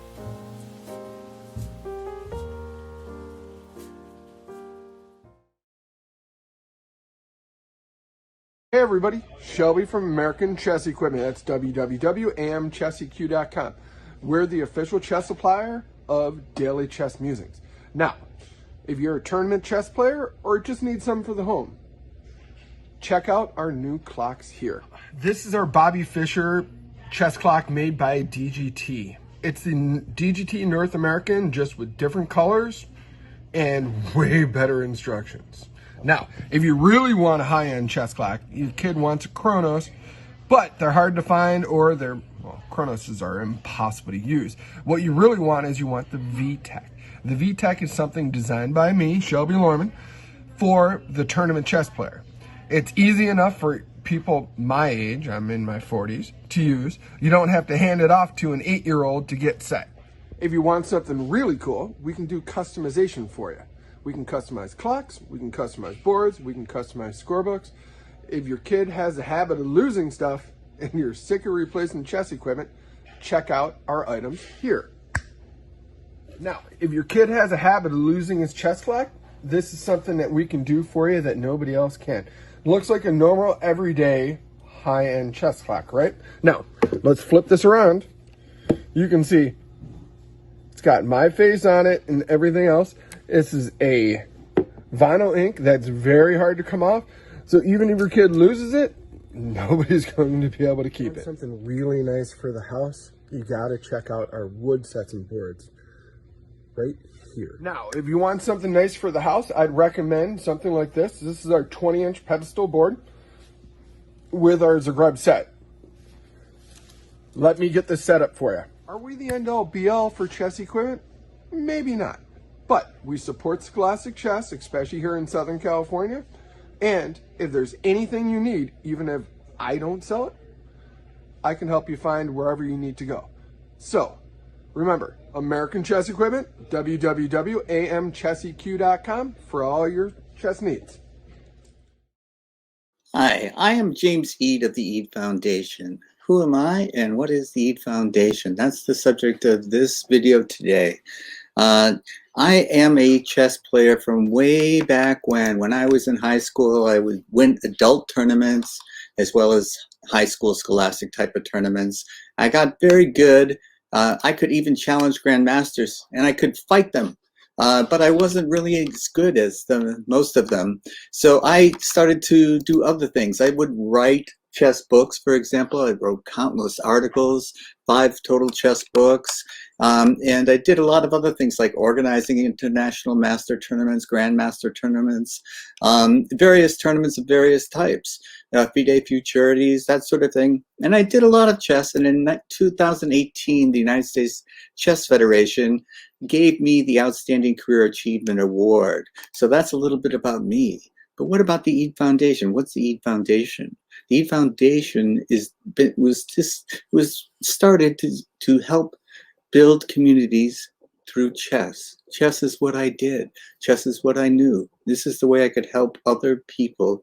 And by sharing what I had, the resources that I had with those who did not have those resources, I felt that I could make a contribution to society, however incremental it was. It was a contribution. And so I found that this was pretty successful. And it was successful because I would get things like this. These are children in Uganda. These are orphans in Uganda sending me a happy birthday message. And I would get, the Divine Chess Academy was one example. They had to make boards sets and boards out of the paper. And so I could send them real sets and boards so they could have resources to play. I helped in Zambia, South Africa, and other places. And this is what the EAD Foundation does. We help seniors too. Senior centers can start up and hold, because if we know that if they hold chess tournaments or chess clubs and start them, people keep their minds active. And even though it may not prevent something, a devastating thing like dementia or Alzheimer's, it can delay the onset of symptoms. So this is part of what the EAD Foundation does. The EAD Foundation also has the Arthur Award. The Arthur Award is given for chess excellence. Someone writes an essay every year, and this year's winner was Alexi Root from the University of Texas at Dallas. So these are some of the things that the EAD Foundation does. Help players, regardless of what language you speak, regardless of what country you're from, become part of the chess community. And if you're part of the community, you're never alone. So visit us for more videos on the Chess Files, Fridays, 1 p.m. Eastern Time. And I hope to see you then, because until then, let's stay connected, be part of a community.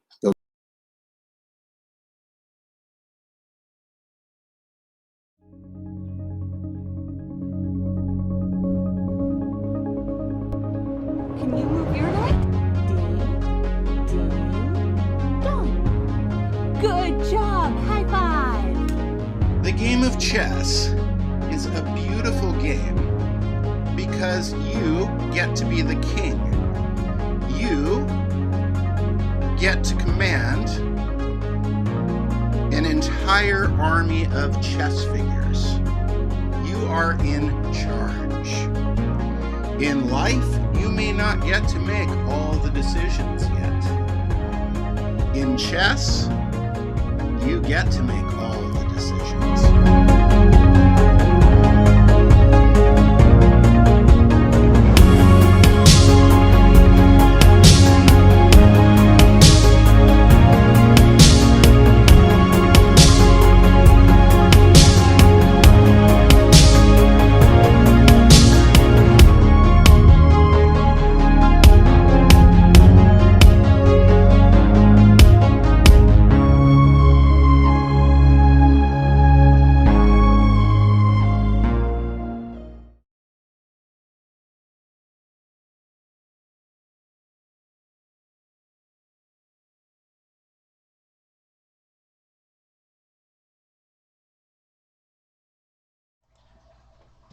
Greetings, chess players. I am back.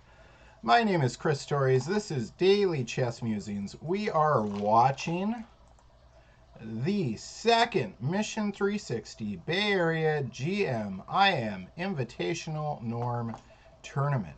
Top-notch chess right here in Northern California. Let me get a tic-tac and let's see what's happened during break. Okay, so I thought maybe the knight goes back to d4, and that is what was played. But here Josiah does something interesting. He does not play bishop h3. He played bishop g6. So he's hanging on to this instead of trying to get rid of that. d3. Bishop c5, threatening the knight, obviously. It's just a good diagonal for the bishop to be on.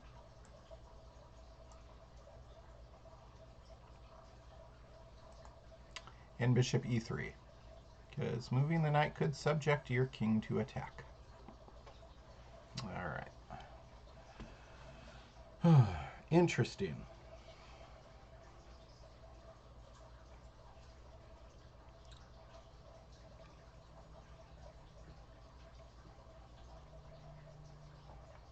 Josiah probably wants to get his knight in the game very soon. Let us... Ah. Really? Okay. So when we were looking at Maria, I was expecting rook f1. She plays c3 first. It was certainly a possibility. The idea of moving the king off meant she was going to do something with the c pawn, right? Which is why the king needed to move, because the bishop's on c5. It all makes sense, especially in hindsight. Knight d6, cx d4, bishop takes. See, that would have been a check, but it's not because the king's on h1. Now knight f3, threatening the bishop.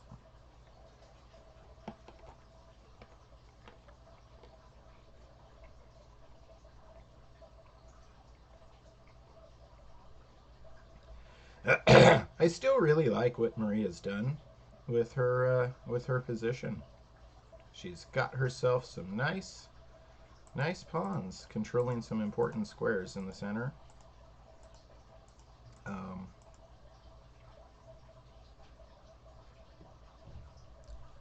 Yeah, I kind of like her position. What are we thinking? Maybe bishop goes all the way back to a7, or I mean, it can be any safe square and still, patrol this important diagonal. It's important because it's a square right next to. Look at these arrows, Chris. Come on, there we go. Right next to the opponent's king, and extending through the center.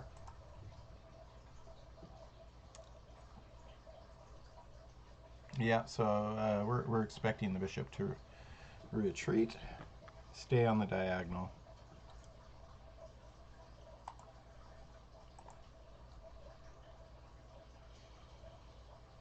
Josiah does play knight c6.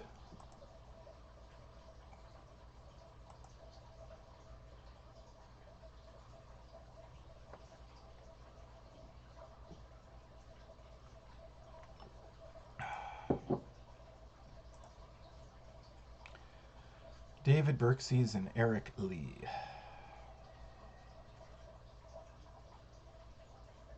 Well, there's some weak pawns here in Black's camp.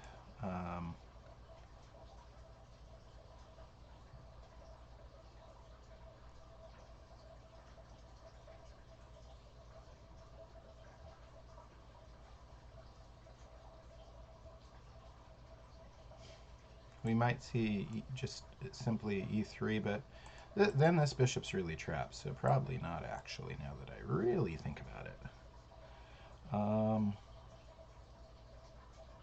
Might see, something bringing the queen out, sure, or moving the rook over. There's two things we might see. Both improve pieces, and he's likely David Berkseys, considering these options right now.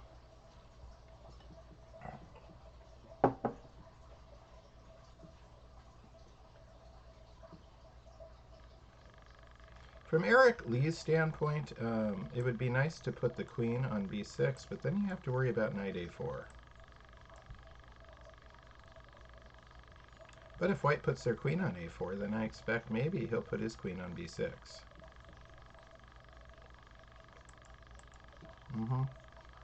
In fact, that would be a nice fork. So queen a4, I think we can remove from contention.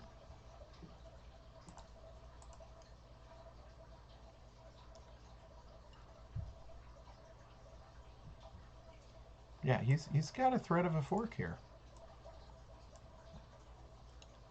I think rook c1's still playable, because if queen b6, then you got knight a4. We'll see, though. We'll see. I'm not so keen on the queen a4 move anymore, after thinking about it just a little bit longer.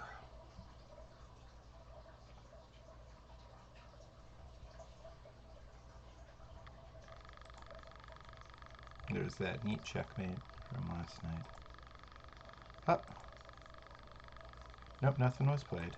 Nothing was played.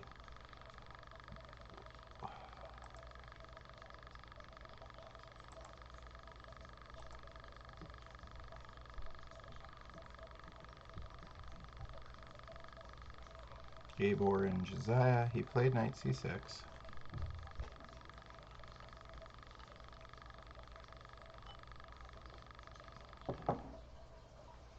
White would like to get a knight to b5 where especially this knight, right? Because if you get this knight to b5, then this bishop's under attack. If that bishop falls, then this knight can go and say a check and win a queen. So knight b5 makes all the sense in the world. Knight b5, threatening bishop on c5, which then weakens d6, so you can play knight d6. It looks kind of powerful. Guarantee you Gabor's looking at that right now. Chess positions are, you can almost read them like, sometimes when your brain's working, it's like reading them like road signs. Other times, when your brain's not working as well, it's like examining them like they're trying to read tea leaves or something. Tell someone's fortune through tea leaves. Sometimes it's all very clear and other times not so much.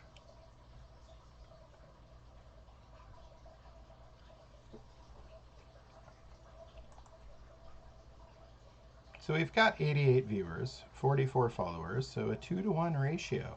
That means at least 44 of you watching right now are not yet followers. So that's kind of very telling. So go ahead, be one of the 44, right? Make it 45.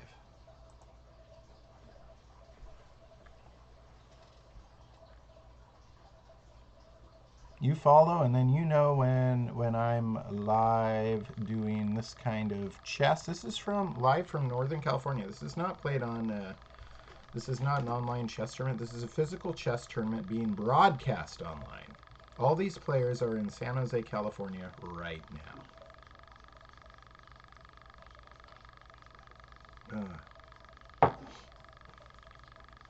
You know, I forgot to tweet out that I was live right now.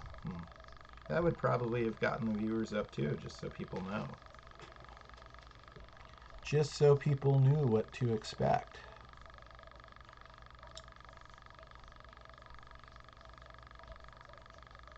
Right now I'm preoccupied with this potential knight b5. Has Josiah overlooked something?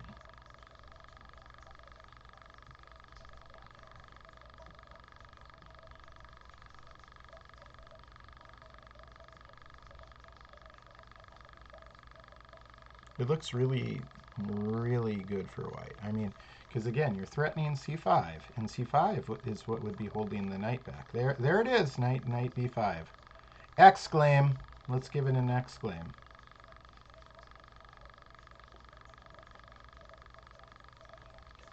All right, Josiah, work some magic, my friend. We will come back and see what you come up with, because that looked like a very powerful move. Still 88 and 44. Maybe all 44 of my followers are watching on 2 devices. I suppose that's possible, huh? Ah, that would be kind of funny. Don't know why that would be, but...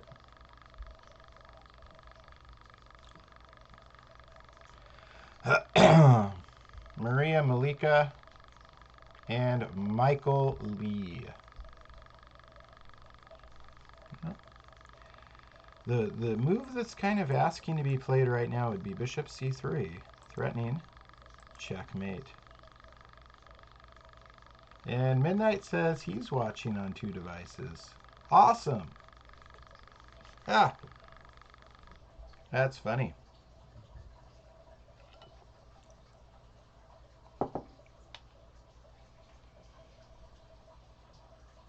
Bishop c3. Midnight 0. Watching on 2. Hey, I'm glad you're not watching on 0. Because then you would be missing out on some really, really fun stuff. Last night, I'm still recovering from the level of drama I'm kind of glad today's a little bit more. This morning's round a little bit more relaxed so far. Because last night it was just, it's. I guess it would be a dream broadcast, and it was. But on the other side of the coin, it was just so intense. The two games. You just got to watch like the last hour of last night's broadcast. You can go look at it in the YouTube.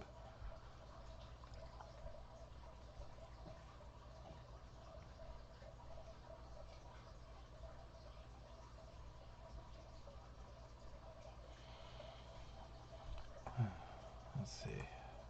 All right, so bishop moves, which is still defending against the threat. See, this is the only thing stopping white from forking, right?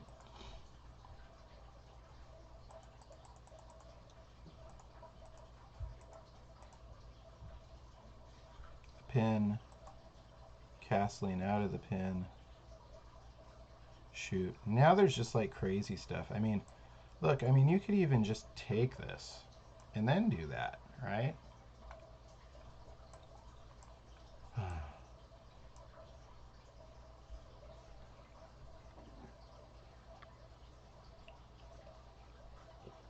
When your opponent has just one thing stopping you from doing something, then oftentimes all you got to do is fix that one problem.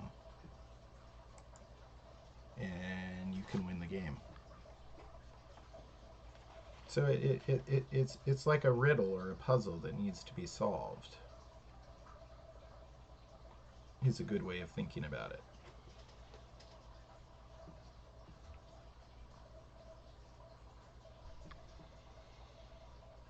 In fact, it's a lot like those tactical training puzzles. Who knows? Maybe we'll see. We'll get to a position that'll end up in one of those databases. I wouldn't be surprised the way this is starting to look.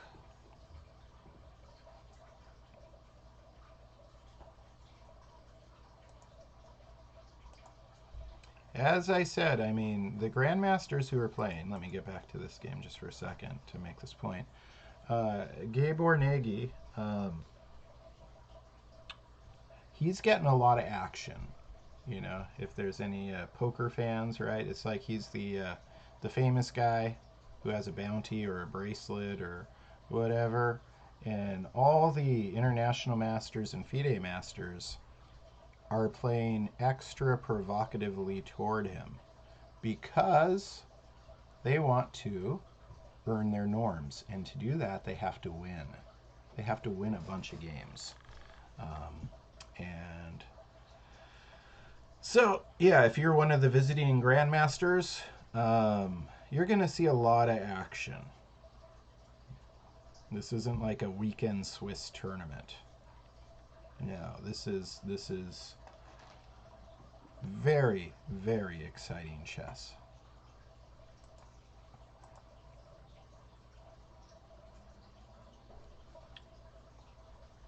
So rook went to d8 here.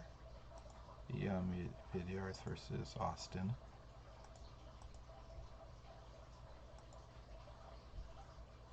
Still, the king is just very safe where it's at.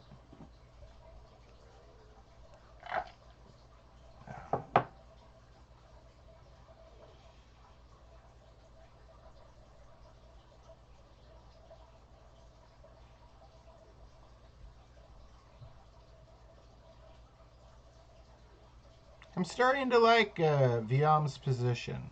I'm starting to like his position.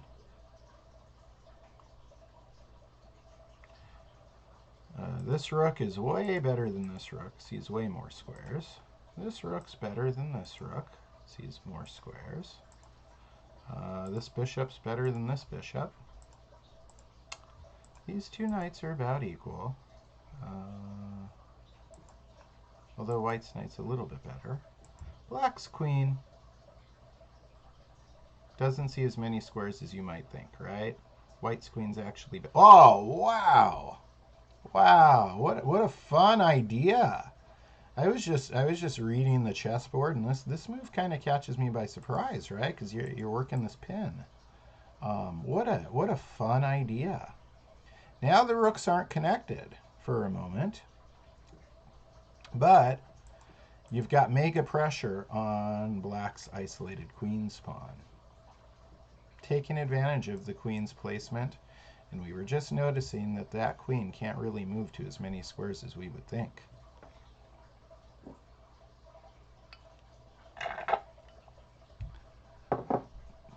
I'll give you a thumbs up for that move, That was some good creative chess. Interesting stuff. All right, and then back here.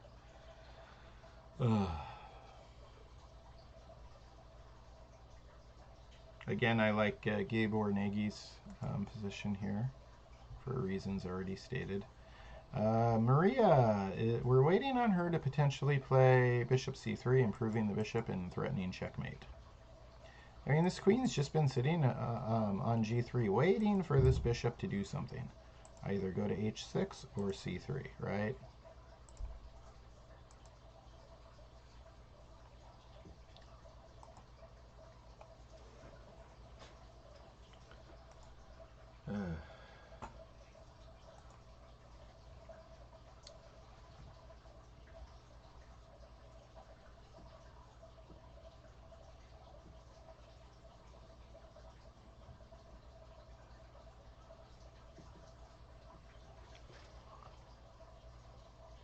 Wonder what she's considering here. Bishop c3. She's been thinking a long time, and it just seems just so natural.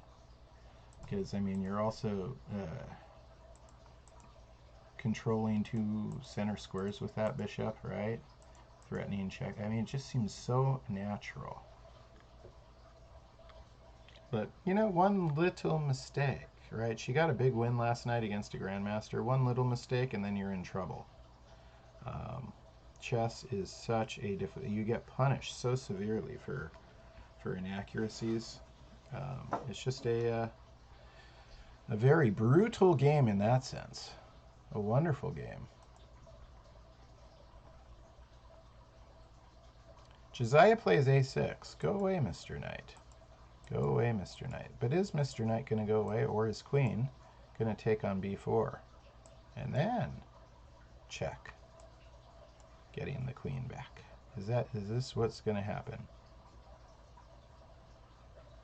Queen takes b4, knight takes b4, knight d6, check. Yeah. That's the path that I'm been expecting for a while now, because otherwise you're just losing time moving your knight away, right? And Gabor doesn't want to do that. And he knows that this is the only thing stopping the knight from going to d6, so it's more than a fair trade.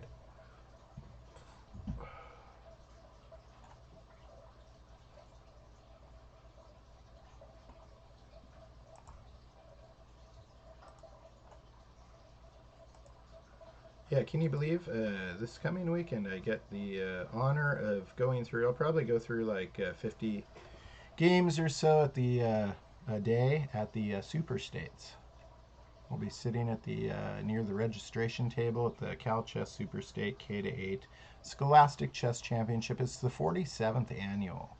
47th, that's a big number. Annual Scholastic State Championships for players kindergarten through 8th grade. And I am just going to have so much fun doing that.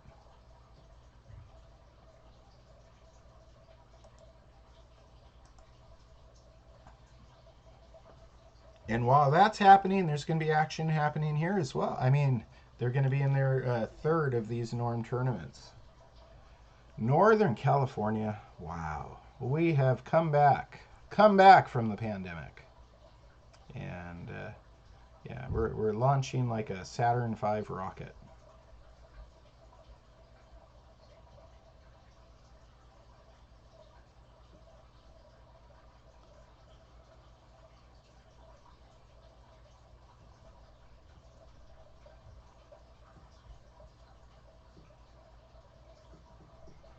I'm trying to think what David Berkes might do here to improve his position. Let's see what we missed anyways, because there were a couple moves played, right? So I was saying right here that queen a4, well, first of all, I was saying that queen b6 is a nice developing move with a fork for black. I think I was speculating, but queen d2 takes care of this, right? And unifies the rooks. So this is where I was heading. I was going to come back, and I think I forgot to make that prediction. I had looked at queen a4, I had looked at rook c1, but it just seems like queen d2 takes care of this and this, and coordinates the queen and bishop nicely so you can get rid of this fianchetto. I mean, it just makes perfect sense, right? Chess is so beautiful and it just makes perfect sense.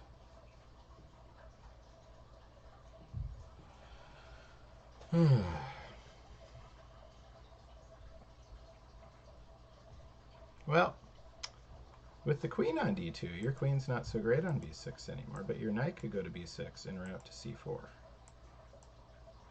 That could be an idea, right?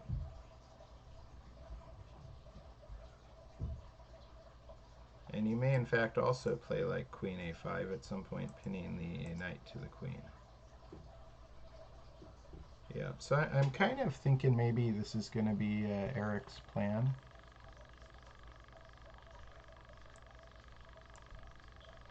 We'll see.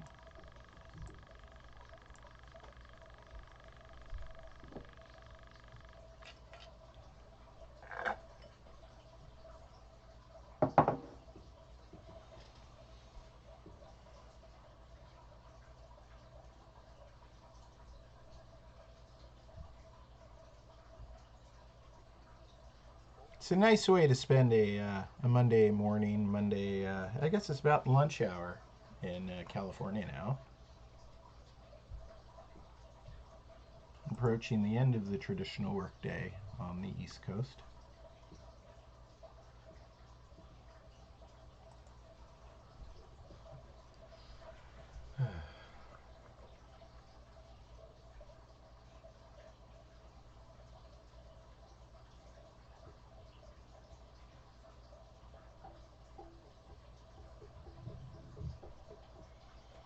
Let's switch boards.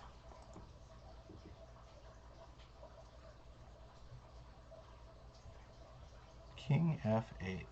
Interesting. Alright, let's see. So the rook went up and pinned the knight, or the pawn to the queen, and I thought that was a very provocative move. Then there's g5, right? To be expected. Bishop g3, also to be expected. And then king f8. So the king is going to be moving. No, not moving. Maybe moving here. Maybe that's the plan to unify the rooks. Certainly stepping out of the file of the opponent's queen. King f8, I'm looking at a little deeper now to try and understand completely what Austin May is doing there. Is he... I mean, there is potential for this file to open, the E file. And so moving the king out of the file makes a lot of sense. Because then you could like play pawn to d4, right? But you don't want to play pawn d4 if your king's on e8. So that's what he's doing. Question answered. If you really, really look, you can understand, but you have to really think about it sometimes. But at this level, all moves have a purpose.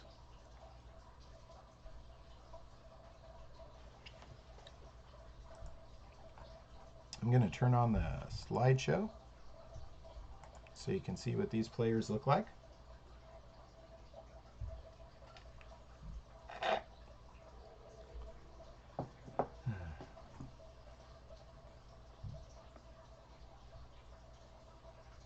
I think also, you know,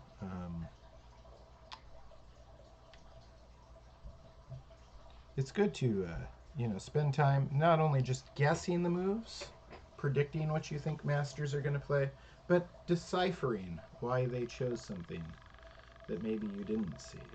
If they play the move you're guessing, then you understand it. But if they play something else, spend some time deciphering what it is.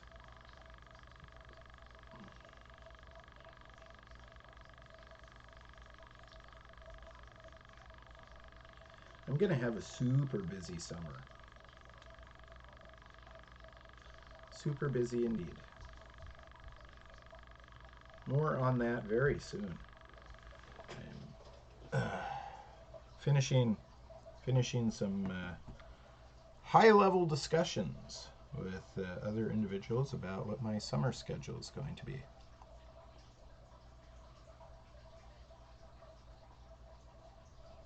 There's a lot of events that have not even been announced yet.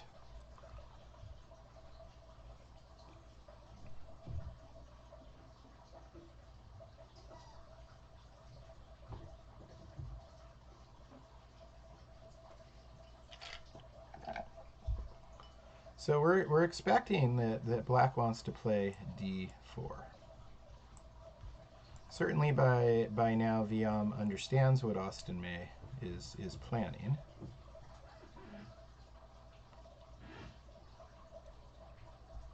And his rook is kind of looking silly up here now, right? The rook on h5. I thought it was kind of an interesting, neat move at the time. But the way Austin's reacted has made it maybe it was of great interest, but it wasn't super accurate. I'm not saying it was a mistake, but Austin handled the interesting move.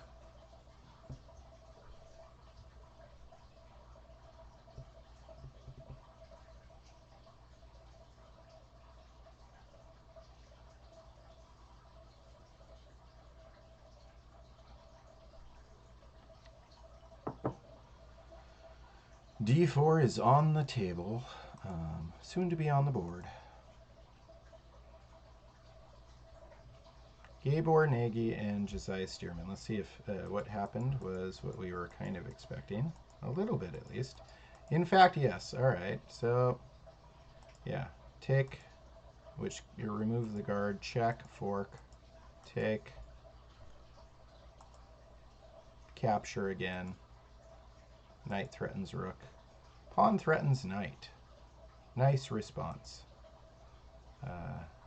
Josiah moves another knight, so now he's got two knights threatening things. But simply bishop f4, and let's really take a look at the position now. Gabor Nagy is up by 1 momentarily.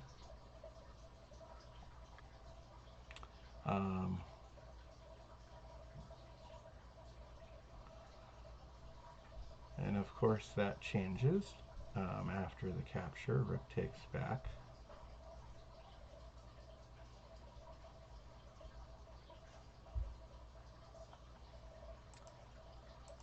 White's bishops are very nicely placed, and this is a target.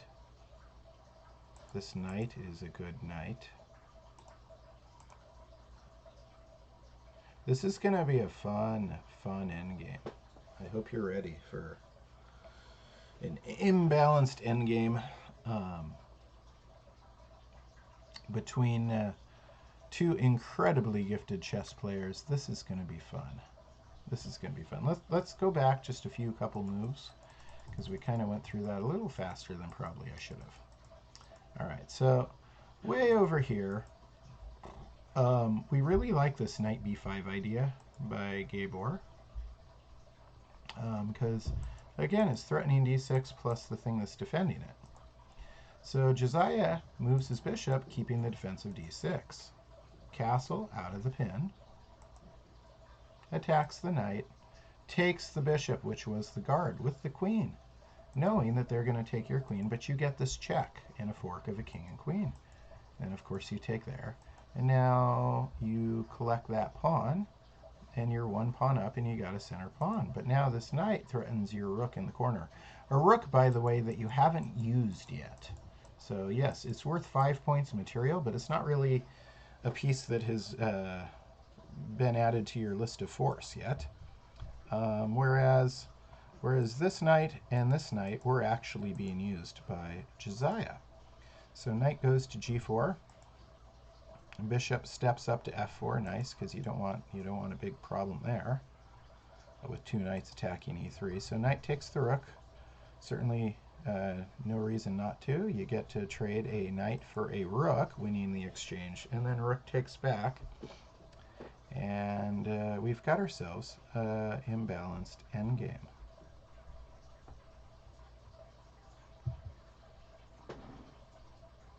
Which color would you rather be in a situation like this? Which color would you rather be? I think a lot of people would rather be black. But when you really look at what pieces are doing what,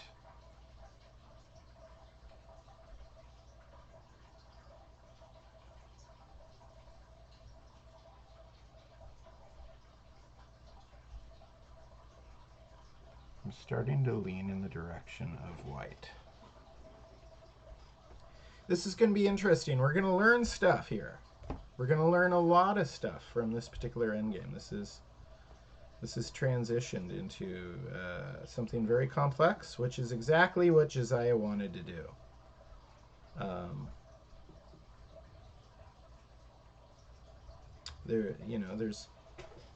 He's hoping for a result. Obviously, he's hoping to win, and he's got to create mega imbalances to have opportunities to do this.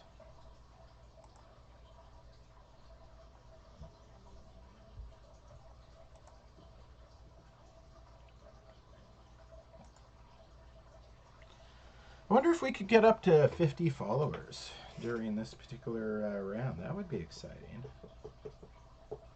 If you haven't followed our channel yet, please go ahead, give me a follow.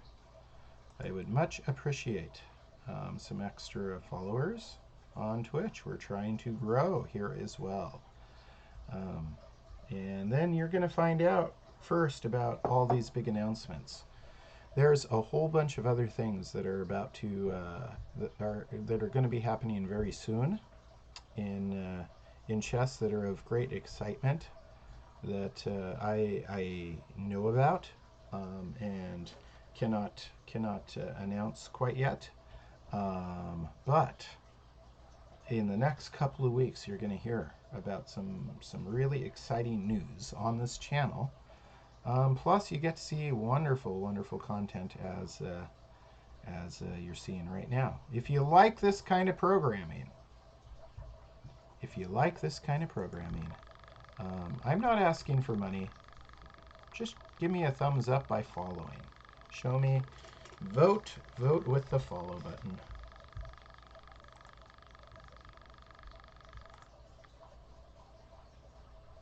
Rook c5. Nice.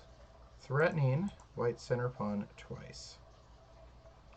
Well, a rook isn't doing anything, so I expect Gabor Nagy will play rook e1 to defend it a second time.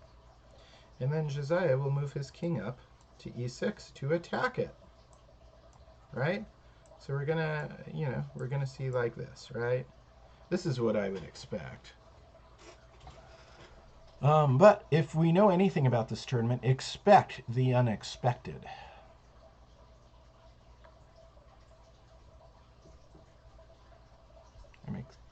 Moves any moment now. Any moment.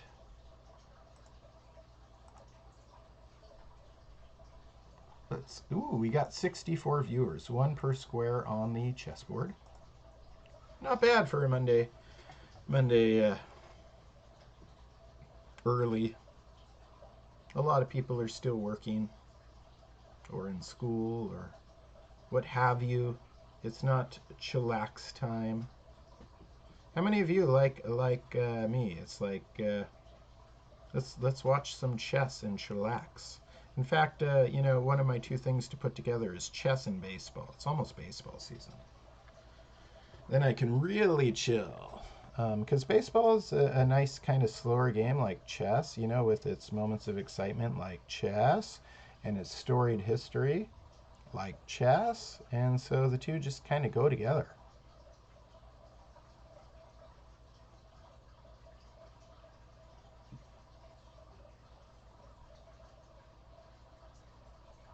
In fact, Capablanca, Jose Raul Capablanca, he got sidetracked by baseball in his career. Maybe you don't know this, but Capablanca, of course, was a huge chess prodigy out of Cuba, Havana, Cuba, and he came, and I believe he was attending maybe Yale, and tried out for the baseball team. He was seriously like sidetracked for a little bit with baseball, like a lot of guys who are college age.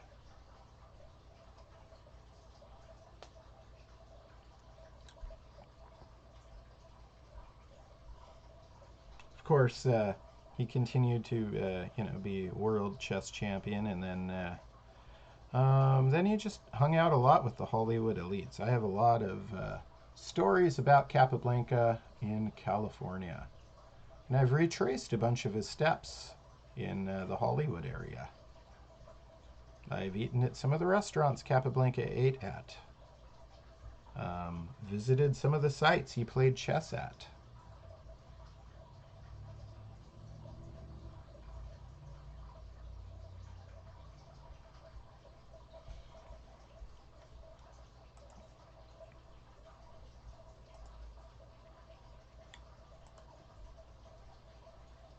I have a deep appreciation for the history of chess because of the fact that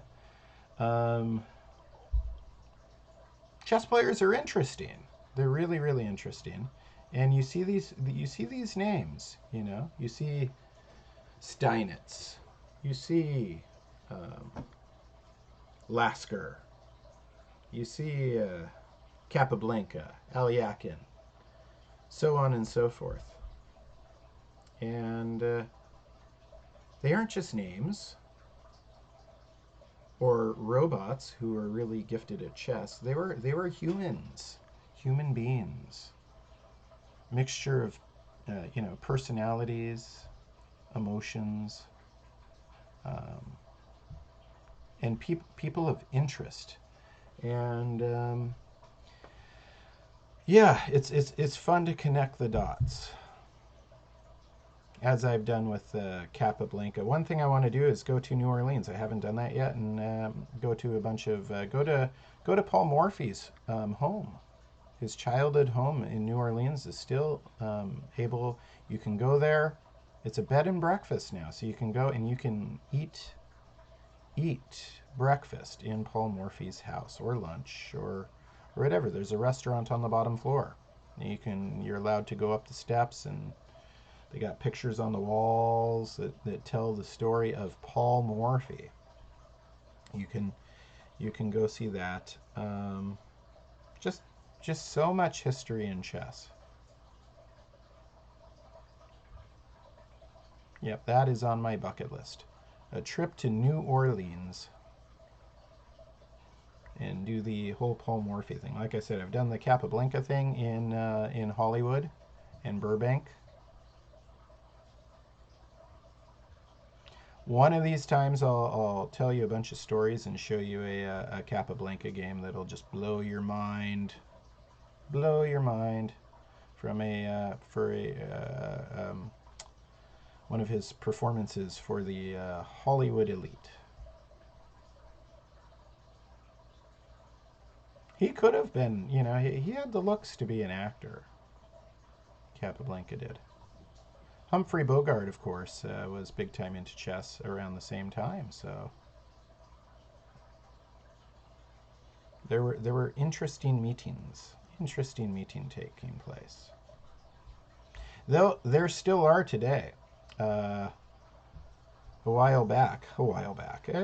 several years ago, I went to a private movie screening for the Bobby Fischer movie. And there was Toby Maguire and Magnus Carlsen. And so, these connections are still happening.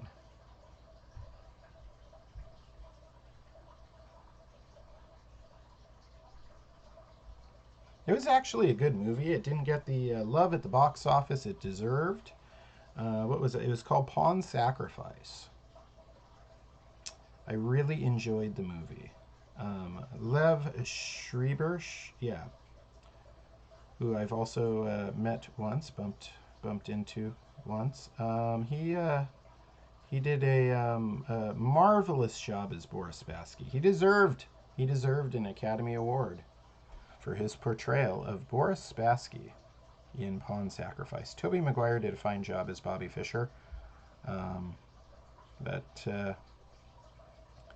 Lev Schreiber did a masterful job as Boris. He became Boris Spassky. Fun movie, definitely worth your time.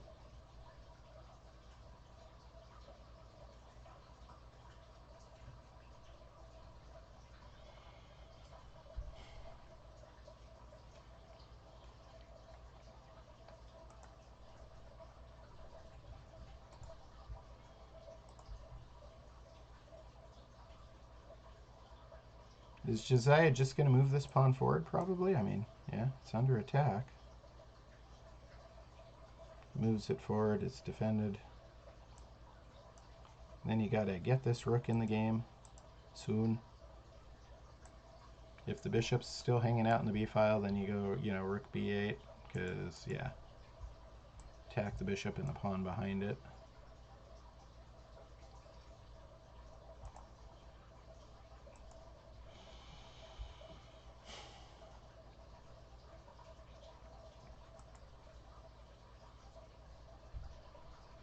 David Berkes and Eric Lee. This is that hanging pawn, center pawn structure that I talked about in depth with James Eade during the first tournament, FIDE Master James Eade. He detailed the pluses and minuses of that kind of pawn structure. So if you want to rewatch that, again, go check out some of the early round action from the inaugural Mission 360 Bay Area Chess IMGM Norm Tournament. This is the second of 3 tournaments in a row. The second of 3 in a row. And like I said, Tom Langland and I will be both doing double duties because Tom Langland is FIDE Arbiter here and also tournament director for the Super States and Scholastic Championships for the K to 8, and I'm going to be kind of trying to do both as well.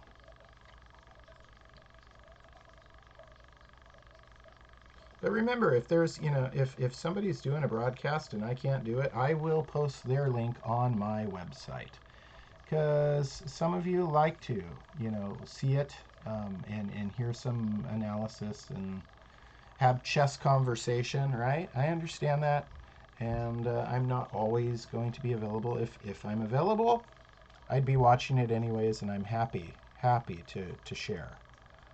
But if I'm not available, then there's other guys who are awesome. In the inaugural tournament, David Pruis did a great job, and James Eade did a great job as well. And the more attention, the better. Not for me, for this project, the Mission 360 project. It's, like I said, I'd be watching anyways. I'm not the star of this show. Eric Lee is. The guy who's playing black here. He's one of the big stars because he's one of the 2 organizers. Plus he's playing. And he's only 14. And it's just incredible when you think about it.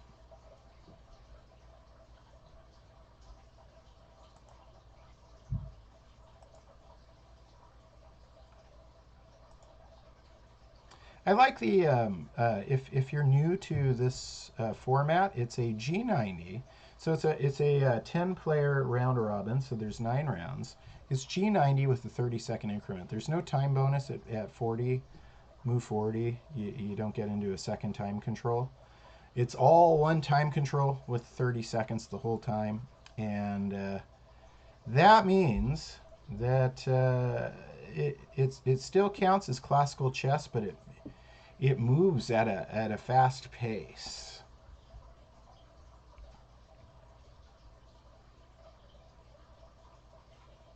There's not these long gaps where things aren't happening on chessboards. And then we've got a few chessboards to watch too, right? So we've got ourselves a few chessboards moving along at a fast pace, and yet it's still a very high level classical chess. This is not speed chess. So it's just kind of forcing the players to go a little bit faster. I think it's a wonderful time control for excitement, which is why I'm happy to broadcast. My 2 favorite time controls in all of chess would be G90 with a 30 and G15 with a 10. And when I say with those are the increments. So G90 with a 30-second increment and G15 with a 10-second increment. I think these are time controls that need to be used, more often in high-level events. Certainly it's fun to see, speed chess, this and that, but you lack time to really appreciate and understand and decipher moves when things start moving too fast. And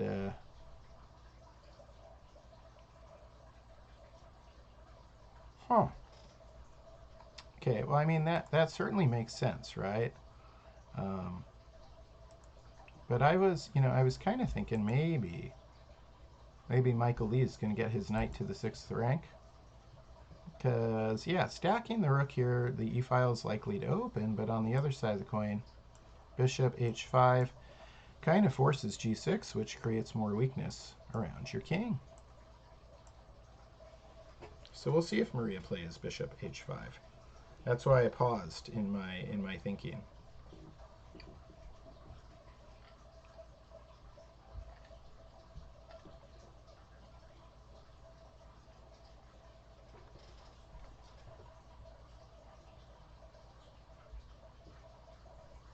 Yeah, I'd be watching these games anyways.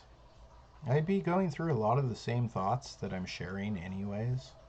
And it just makes sense to raise awareness for Mission 360. Again, let me show you their I'm gonna show you what I'm talking about. All right, so this is the Mission 360 page. It's fantastic. And this organization was created by FIDE Master Kevin Pan and FIDE Master Eric Lee, and Josiah Stearman is now a board member. And they are doing all kinds of exciting things. 3 Norm tournaments in a row, 3 Grandmaster International Master Norm tournaments in a row, March 25th through 29th, April 1st through 5th. And then, check this out, April 6th through 11th. Talk about a busy schedule. Then there's a FIDE hybrid. That means they're playing on computers with probably a group in Bulgaria, maybe. Let's click the link and find out. And then everybody has to, against Bulgaria again. And it's using the FIDE approved hybrid model, which means there's all these extra protections in place so that a FIDE rated games can occur. So if you want to get a FIDE rating and you're in Northern California, you can go ahead and do that. You might want to try and registering at the North American Chess Hub, this link right here, and get signed up. And then you have to sit in the room with the other players, and Tom's watching you, and you're on. There's like a room camera and a camera on your face the whole time. And then you're just playing the moves. And if you want to use a DGT board, you could. But It's up to you. But that is Mission 360. Mission 360 for you.org.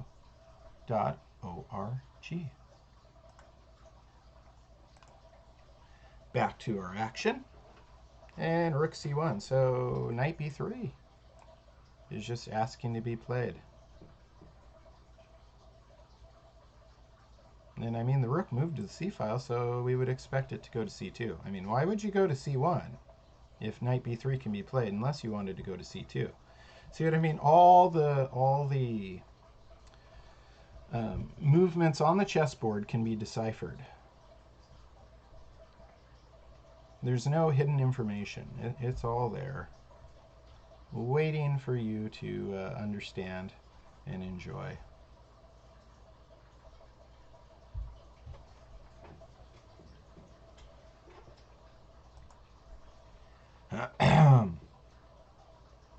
Let's see what's happening in the Gabor Nagy versus Josiah Stearman, because things are getting really even further tricky for endgames. Let's see. All right, so Josiah gets that pawn.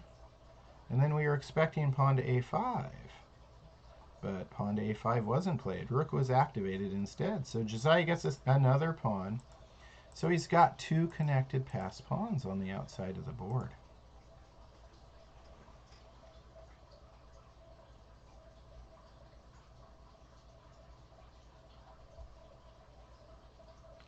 Little unexpected twist here.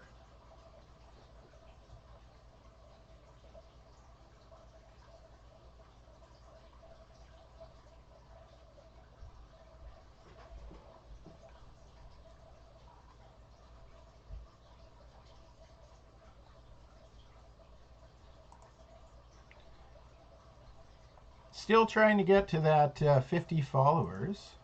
Like I said, it's not about me, but if you want to see more programming like this, I mean, it is an effort, right?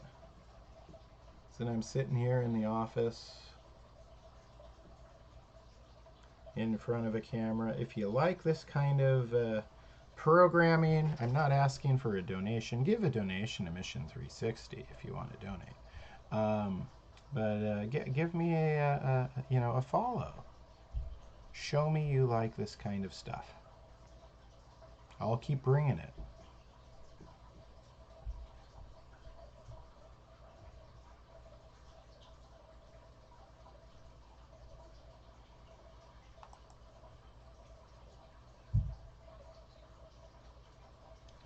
Michael Lee and Maria Malika. A long time ago, in a galaxy far, far away, we were expecting the pawns on the queen side to keep advancing. And there's no reason not to expect that now.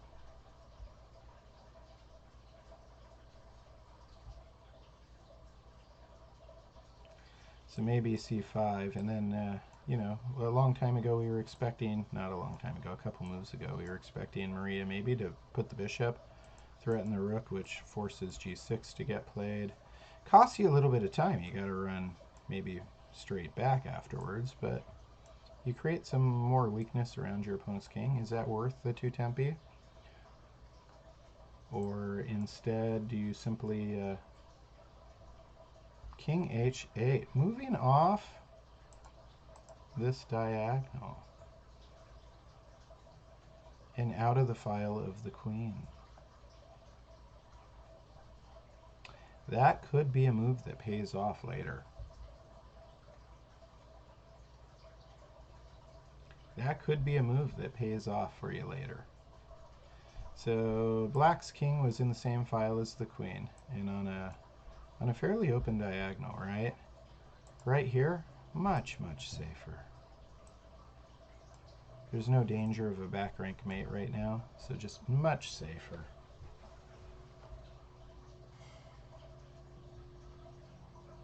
I mean, if you're white, you could kind of be annoying and say, okay, you move your king into the h file, I move my queen to the h file. Right? You could do that.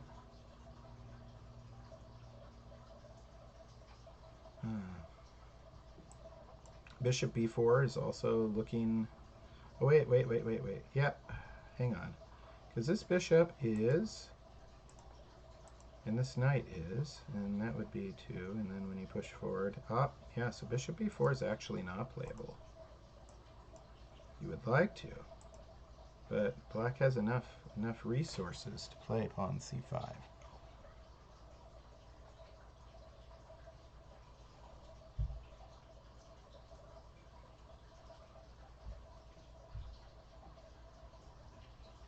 My name is Chris Torres. I'm a correspondence chess master and a longtime chess instructor in the California region.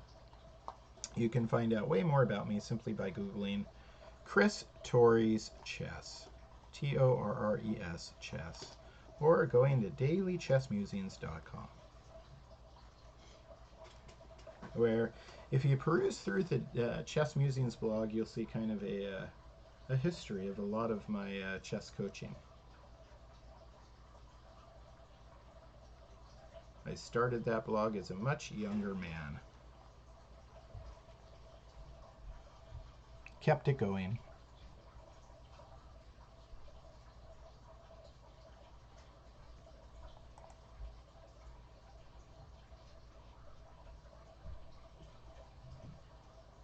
It's the kind of thing where, you know, if you're doing something of value, it doesn't, it's kind of like a chess move, this King H8, right?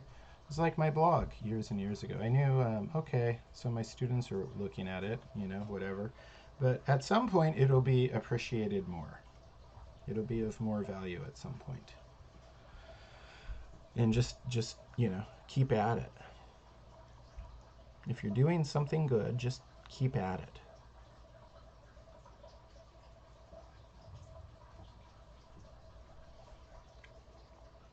Let me turn on the tournament slideshow so you can see what the players look like. There's Maria Malika.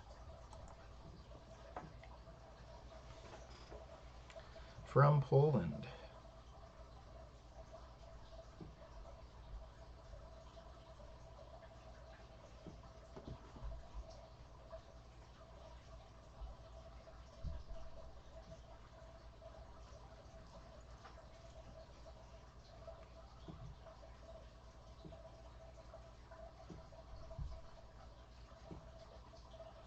Yeah, interesting position.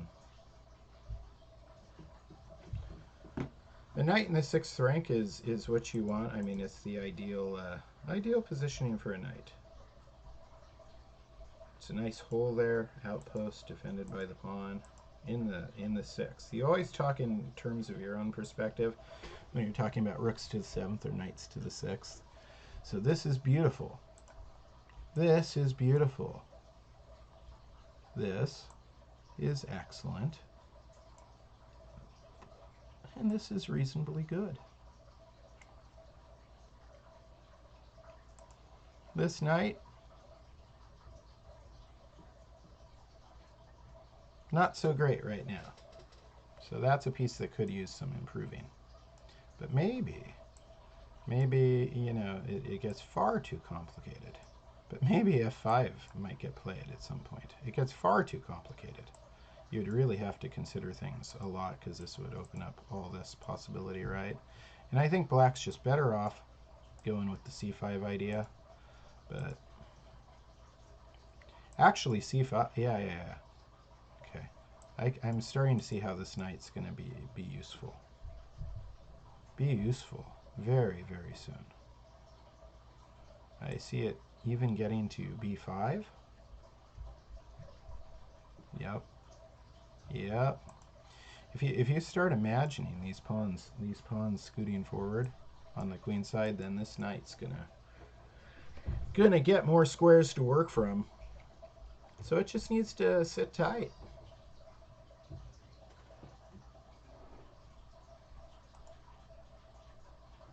Rook to the 7th rank.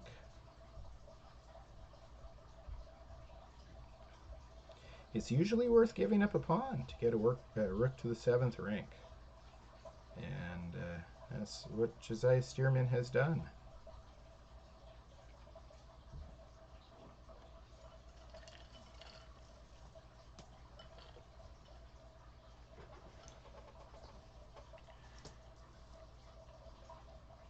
Let's see, bishop to e2.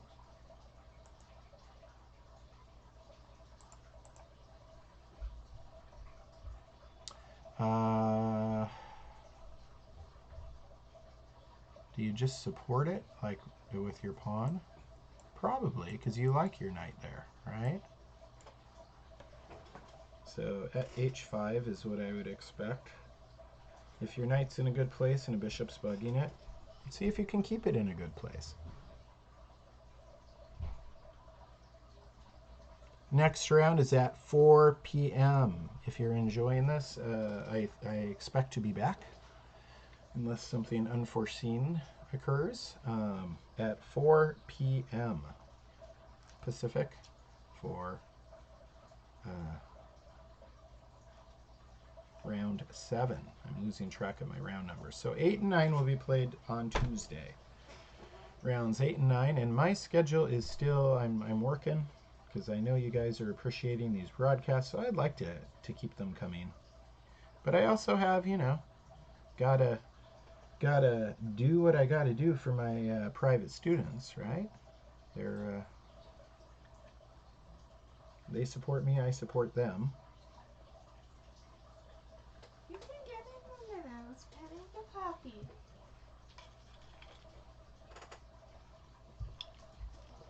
Supporting the knight indeed. All right.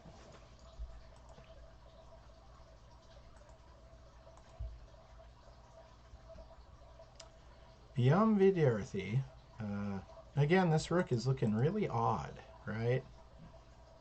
I don't think his big problem came from the opening choice, but placing the rook up there where it wasn't connected, it's not organized with his other pieces. It was a really cool move when he did it,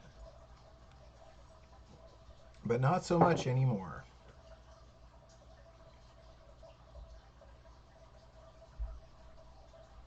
So I think I would definitely prefer to be black here. You got a pass pawn. Your isolated queen's pawn is still on the board and on white side of the board. If you're white, you want to try and take care of that real fast. So maybe bishop f2, adding a third attacker, and then black adds a third defender. So there. And if need be, black can move this rook over too. Yep. So this is kind of what I'm expecting. And then the challenge, you know, will be is starting to look more and more favorable for black, like they're the one with the chance to win this game.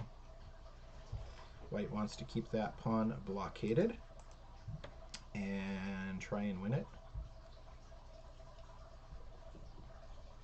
Potentially we'll see like 4 attackers and 4 defenders on that one d4 pawn.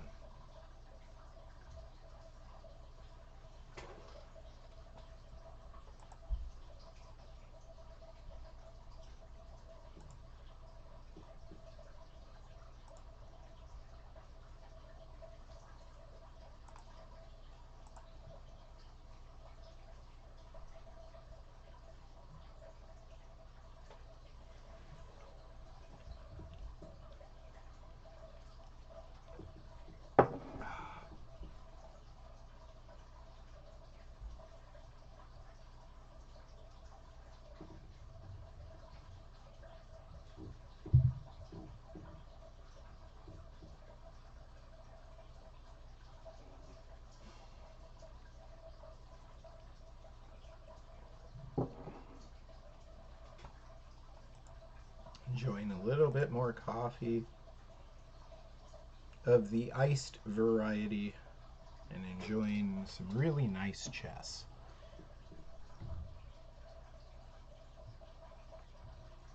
I think right now would be an excellent time to run some ads though, and I will be back in like 5 minutes. Tell your friends, hey, there's exciting chess live, top-notch chess live from California being broadcast right now. See you in about 5 minutes.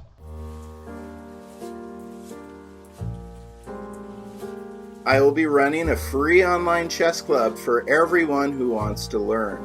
To further this idea, I published a mission statement for Daily Chess Musings that reads, "All those who want to learn chess are welcome here." Our free weekly chess club begins with a live meeting Wednesday at 3 p.m. Pacific Time. Remember, you do not need to attend the weekly meetings when they are live to participate, and all students have an entire week to complete their suggested lessons. In this way, the Daily Chess Musings free weekly chess club is 100% flexible to your needs and schedule. New instructions and assignments will be given every Wednesday. If you have to miss a week, no worries. I will make all of the videos and assignments freely available on dailychessmusings.com so you can catch up when it's convenient. Special prizes will also be awarded for top performers in different categories. Plus, we will hold regular tournaments on Fridays and Saturdays, along with special events including scheduled matches between groups, simul's, group chess, and blitz games against me, Coach Chris. So what's the catch? There isn't one. I just want to give everybody the same opportunity to benefit from chess that I had as a child. For over 20 years, I have paved the way for the success of thousands of children regardless of their entry-level skill. By training with me, you will gain the valuable tools and skills needed to excel as a chess player. An extraordinary chess club experience with a top-tier instructor, the confidence and motivation necessary to surpass your chess goals and fast-track improvement.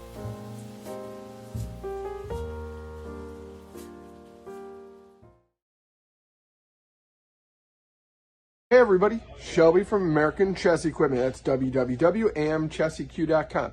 We're the official chess supplier of Daily Chess Musings. Now, if you're a tournament chess player or just need some for the home, check out our new clocks here. This is our Bobby Fischer chess clock made by DGT. It's the DGT North American, just with different colors and way better instructions. Now, if you really want a high-end chess clock, your kid wants a Chronos, but they're hard to find, or Chronoses are impossible to use. What you really want is you want the VTech. The VTech is something designed by me, Shelby Lorman, for the tournament chess player. It's easy enough for people my age, I'm in my 40s, to use. You don't have to hand it off to an 8-year-old to get set. If you want something really cool, we can do customization for you. We can customize clocks, we can customize boards, we can customize scorebooks. If your kid has a habit of losing stuff and you're sick of replacing chess equipment, check out our items here. Now, if your kid has a habit of losing his chess clock, this is something that we can do for you that nobody else can. It looks like a normal, everyday, high-end chess clock, right? Now, let's flip this around. You can see it's got my face on it and everything else. This is a vinyl ink that's very hard to come off.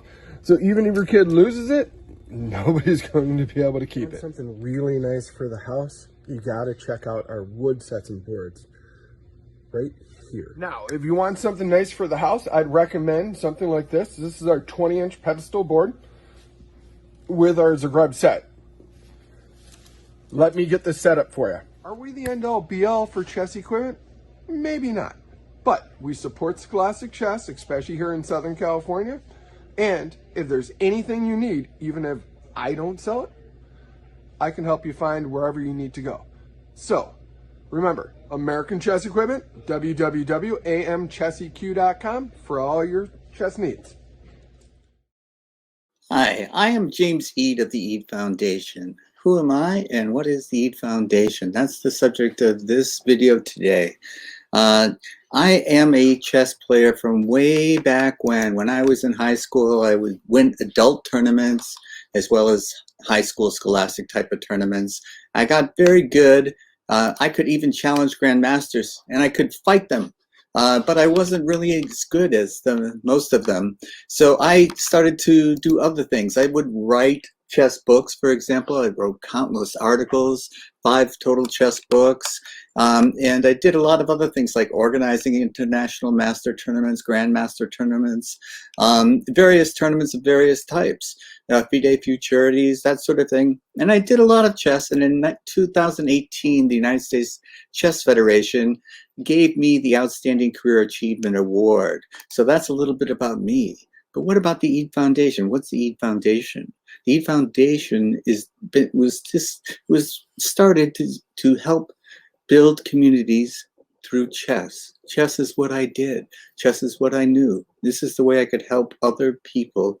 And by sharing what I had, the resources that I had with those who did not have those resources, I felt that I could make a contribution to society, however incremental it was. It was a contribution. And so I found that this was pretty successful. And it was successful because I would get things like this. These are children in Uganda. These are orphans in Uganda sending me a happy birthday message. And I would get, the Divine Chess Academy was one example. They had to make boards out of the paper. And so I could send them real sets and boards so they could have resources to play. I helped in Zambia, South Africa, and other places. And this is what the EAT Foundation does. We help seniors too. Senior centers can start up and hold, because if we know that if they hold chess tournaments or chess clubs and start them, people keep their minds active. And even though it may not prevent something, a devastating thing like dementia or Alzheimer's, it can delay the onset of symptoms. So this is part of what the EAT Foundation does. The EAT Foundation also has the Arthur Award. The Arthur Award is given for chess excellence. Someone writes an essay every year, and this year's winner was Alexi Root from the University of Texas at Dallas. So these are some of the things that the EAT Foundation does. Help players, regardless of what language you speak, regardless of what country you're from, become part of the chess community. And if you're part of the community, you're never alone. So visit us for more videos on the Chess Files, Fridays, 1 p.m. Eastern Time. And I hope to see you then, because until then, let's stay connected, be part of a community.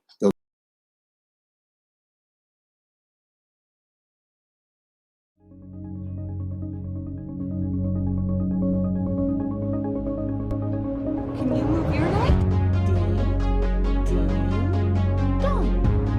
Good job! High five! The game of chess is a beautiful game because you get to be the king. You get to command an entire army of chess figures. You are in charge. In life, you may not get to make all the decisions yet. In chess, you get to make all the decisions.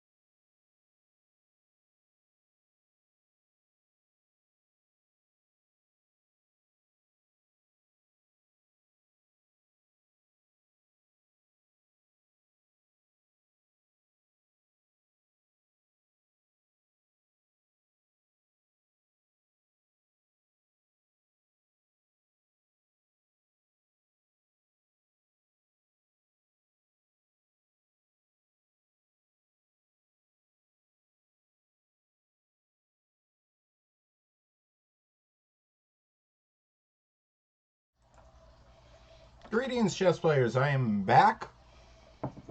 My name is Chris Torres.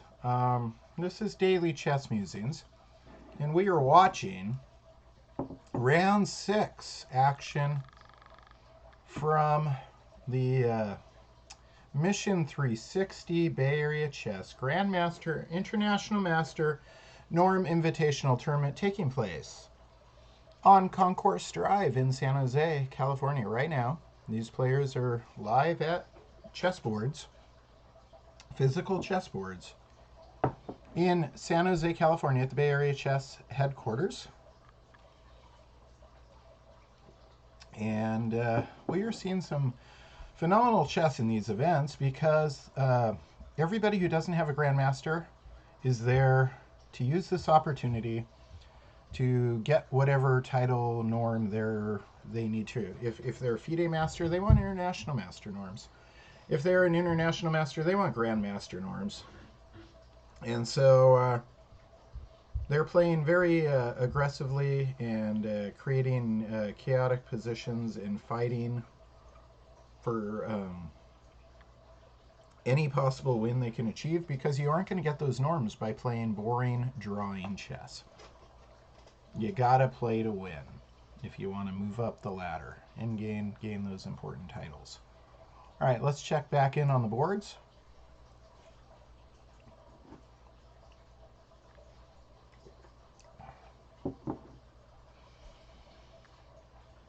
Let's see what happened here. So we're looking at Gabor Nagy versus Josiah Stearman, Grandmaster from Hungary, versus Josiah Stearman, a applied mathematics major, graduating Cal, age 20, just got his IM recently. And all in all, a super nice young guy. Very impressive. All right, let's take a look. So h5 was played to support the bishop. The knight was under attack, so h5 defends the knight. h3 says, go away, Mr. Knight. But Josiah says, you know what? You take mine, I take yours. Okay.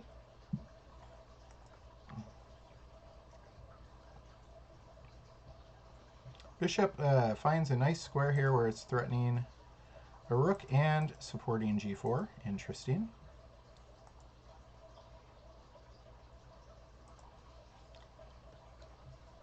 And Josiah says, you know what, I'll take that pawn. You can have a3. Let's see. That's interesting. Why not bishop takes g4 check? That's interesting. Okay. a3. So again, imbalanced endgame, complicated, high-level chess. Just, oh my goodness, this is the kind of chess we're seeing. Just super complicated chess, where there are multiple paths of orders in capturing things.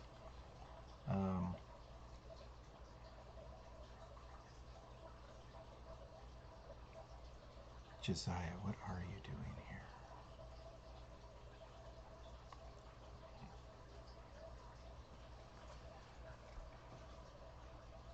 So rook takes.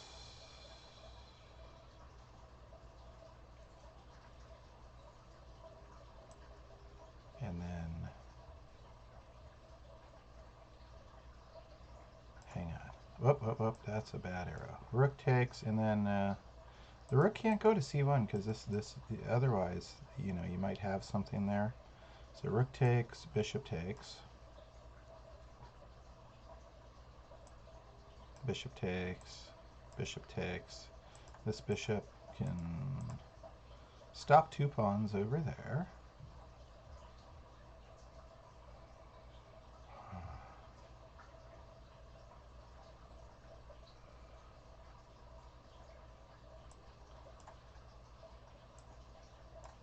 This is very complicated. Josiah.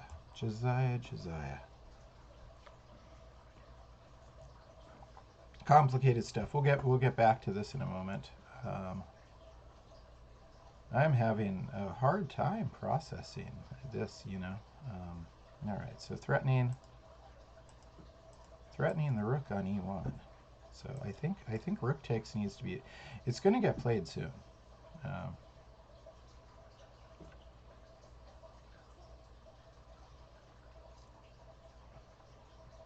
mean, maybe in fact Josiah is going to get his king over here after all the exchanges. So rook takes, bishop takes, bishop takes, bishop takes, and one way or another, I mean, his king's in an okay position to defend on this side, but he could use the bishop and set these pawns up on light squares over here and set up kind of an impenetrable barrier, and then just have his king hanging out over here indefinitely to stop that as well. I think Josiah's en route to a draw, if I just read this endgame right. And it is a very complicated endgame. My goodness, I come back from break and that's what I get to look at? Josiah. Wow. All right, let's see if any of those predictions are true or if I completely misread it. Over here, we're looking at Maria, Malika, and Michael Lee. Let's go back in time and see. Okay, so bishop does in fact come out, which means it's you know, asking for g6 to be played, which creates some weakness around, more weakness around black's king. But on the other side of the coin, it takes 2 moves to do this. So there and back takes time. Bishop b8, super nice. That's a very nice location for the bishop. So this is a little different than what I was foreseeing over here with the pawn structure. All the action has shifted back to the center for now, in the king side. Queen steps out of the pin on f4. Why? Because of the possible g5.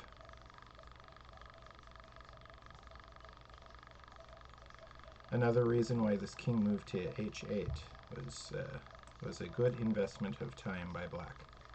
Gives the possibility for g5. In fact, even now with the queen up here, g5 could be played.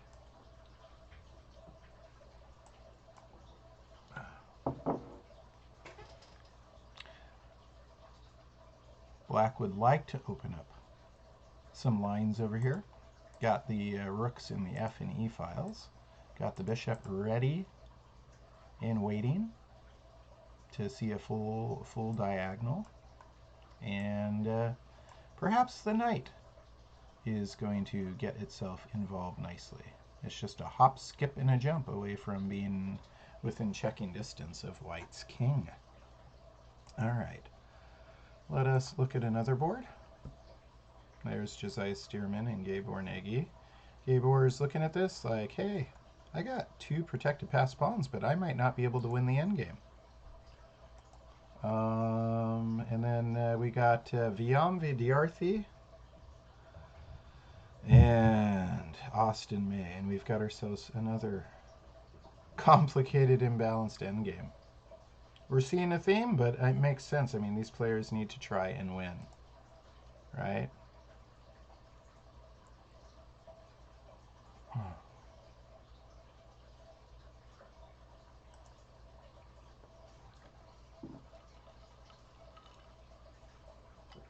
Let me try and digest what's happening here.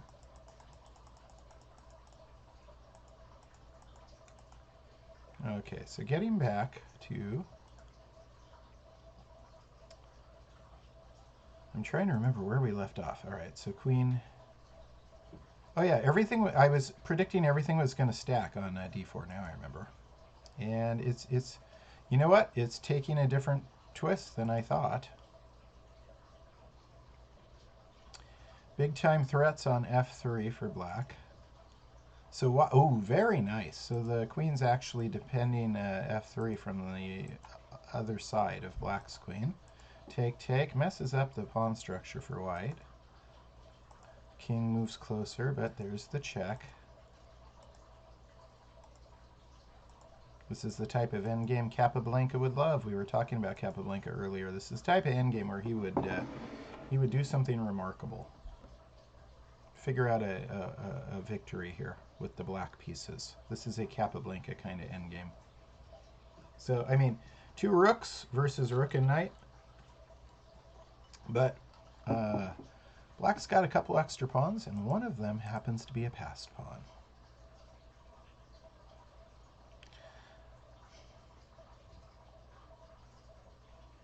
A passed pawn that can be pushed. The knight is doing important double duty. It's really placed perfectly for this kind of push, because then it's defending here, defending there, and blocking possible checks on the king. I mean, wow, talk about a perfectly placed knight. Like I said, Capablanca would love this kind of endgame. So we'll see if Austin May can conjure a little bit of Capablanca magic. This one's going to be super fun and instructive. We'll see what happens. I'll probably use it in a chess lesson. If you're watching any of my students, you'll probably see something with this very soon. All right, so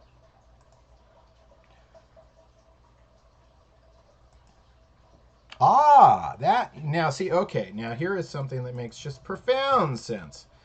Why push this pawn when perhaps you can trade a pawn? Now you have 2 pass pawns instead of just 1. And again, this knight is still just perfectly placed, right? It's doing all this important stuff. Blocking a check on the king, defending f8 and defending. It's doing so much. So much that, you know, you would think at some point white's going to want to pin it or do something about that. It's a little too good. Yeah. I think sometime soon we're going to see rook d5. So this rook can threaten f7 while this rook's pinning the knight to the king. Because when you got one thing that's like that big of a problem, again, you know, we talked about this earlier in the broadcast, when there's one problem stopping you from doing stuff, then you find a solution to that problem.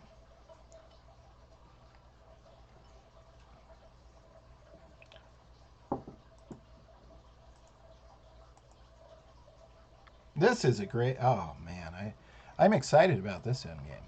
I love Capablanca, and it's just reminding me of something. All right, and we've got David Berkses and Eric Lee. Eric is one of the FIDE Master organizers. He's 14 years old, and he co-founded Mission 360 and is a person who is organizing all of these FIDE-rated Grandmaster, International Master, Norm tournaments. Incredible.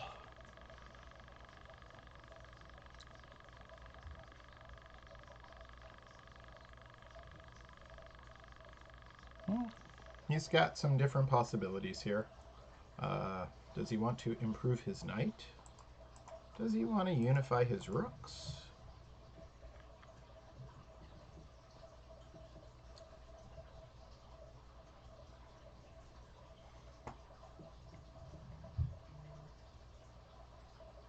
Oh, but it's white to move, and it's David Berkses' turn. And check out the time.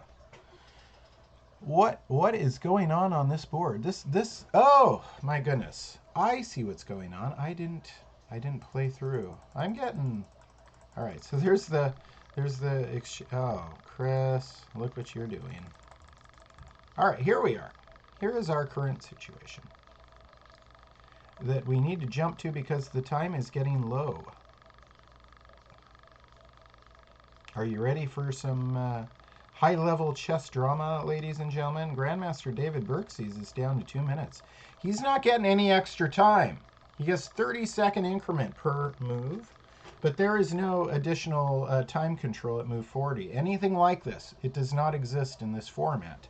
It is G90, pure G90, with a 30-second increment. No second time control. He now has under 2 minutes.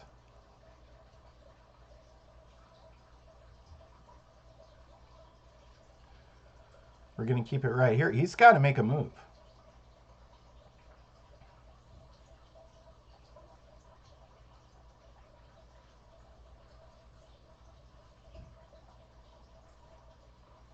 "90 seconds."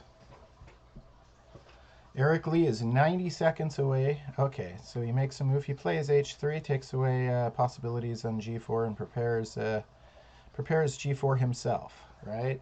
So first it takes away this, but then next it's going to take away, he's going to play this, which removes this bishop off this important diagonal. So Eric knows what's happening here. Eric's got more time. What do you do in response to that?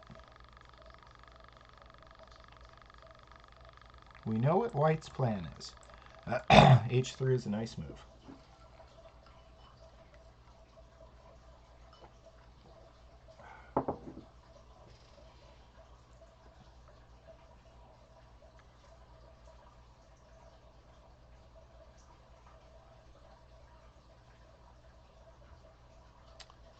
Rook to e8. Okay.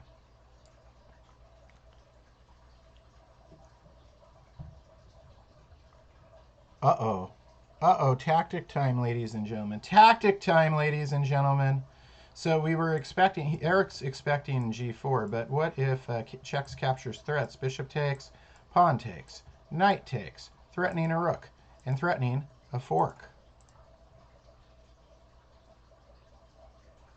So again, tactics, checks, captures, threats.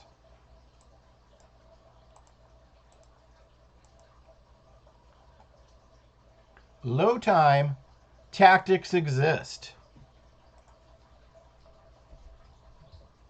Again, we're seeing some crazy chess drama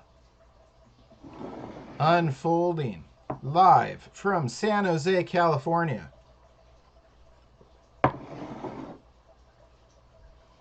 If you're not watching this broadcast right now, you are being a weak square. This is exciting. Bishop takes pawn. Is he going to see it, though? I think he probably will. I mean, he's a grandmaster, but it's running down. Oh, my goodness. Under 30 seconds. If you're not watching this right now, and you like chess, maybe you're in the wrong place.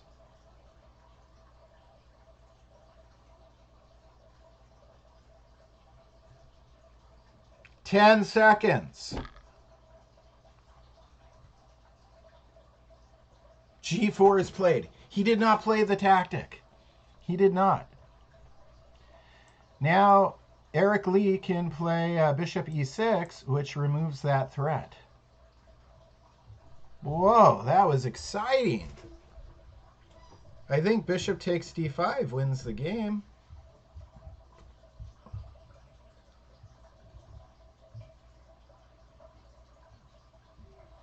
Expecting bishop e6.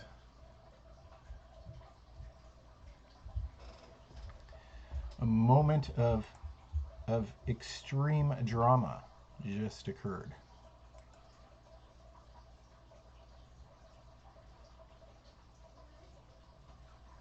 And it is not over by a long shot, because we are on move 20. What? What? Eric Lee doesn't play bishop e6. Now, David has a second chance at this tactic. Does it work? Am I not seeing it right?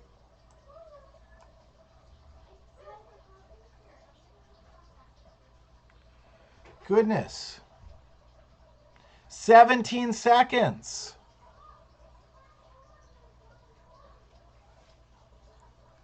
E3. What is going on?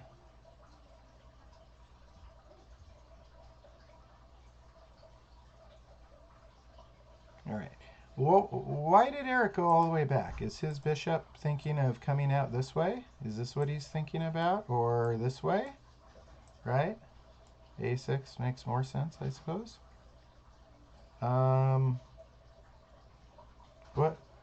What is Eric thinking about here?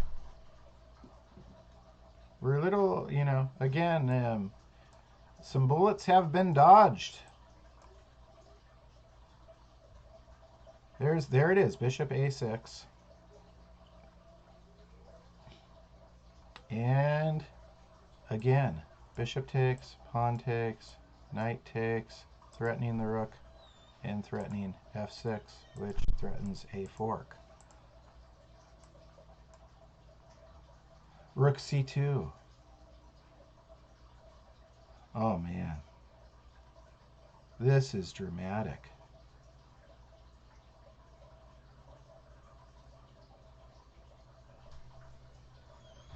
It's worth noting that if this king were to inch closer to the action in either direction, then that tactic's not as good at all, because then there's no threat of the fork, right?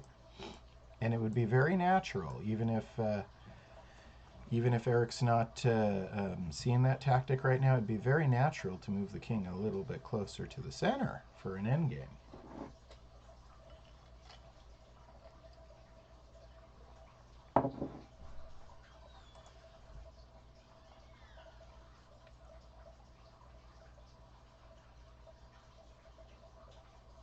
Looks like my my window shrunk. Ah, look at that.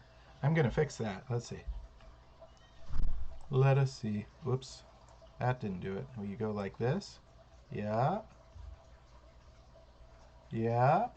Not too far, Chris. Just like that. And then like this. There we go. And we are back. My head shrunk. Ha. But I fixed it. Good job.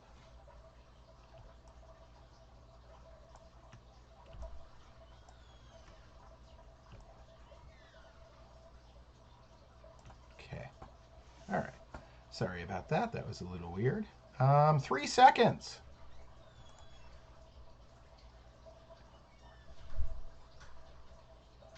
Let's see what I missed while I was fixing my head. Rook c2 we saw. Pawn g5 does not take care of the threat because it doesn't inch the king closer. Knight a4, threat is now gone. No big sacrifice there, but there's different threats, right?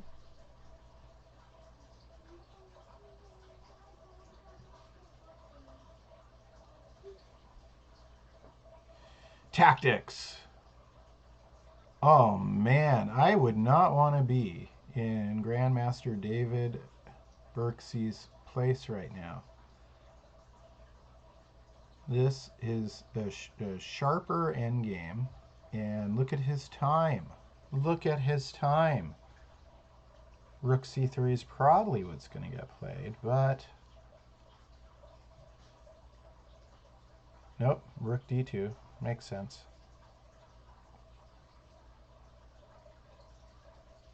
And then I don't think you want to allow, yeah, so you move your bishop back. You don't want to allow the rook to trade for 2 minor pieces. Then if you're white, maybe you want to try and trade rooks with black. So maybe rook d4, possibly. He's very low on time. He's probably looking to see if e4 can be played. And now he's thinking, nope, it can't be played. Should I play f? Uh-oh, look at my time. Uh-oh. Uh-oh. Boom. Made a move. Nick of time. Here we go again. This time control is something. This is classically rated chess. If you are watching this broadcast and you have some friends who enjoy chess, tell them to come check out the action right now. Be a friend.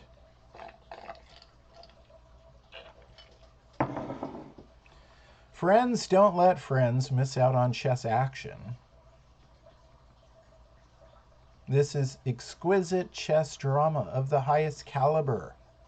Right now. This is why I'm here.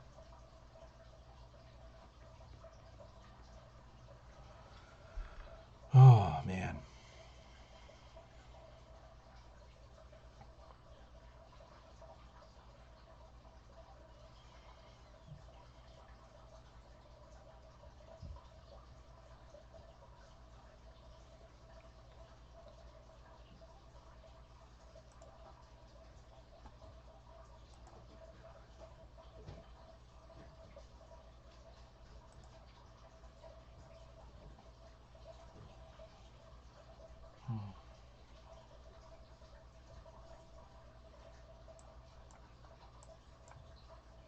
And then what? And then what? Yeah.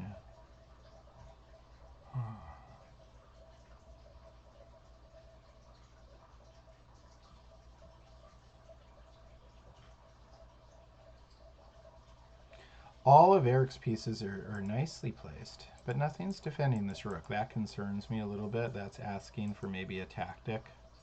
It's an undefended piece. Ah, and he takes care of that right now, see? He takes care of that right now.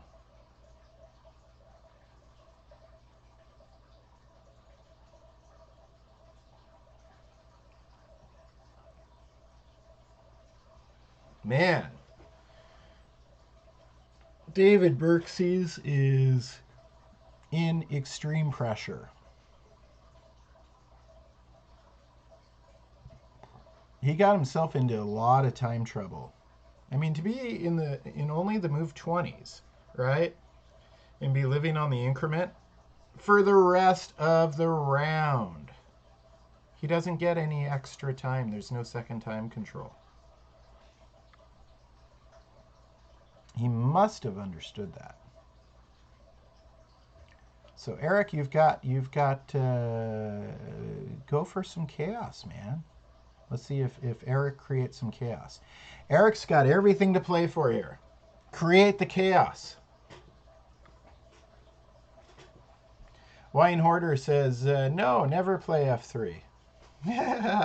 He's a Ben Feingold fan. I get the reference.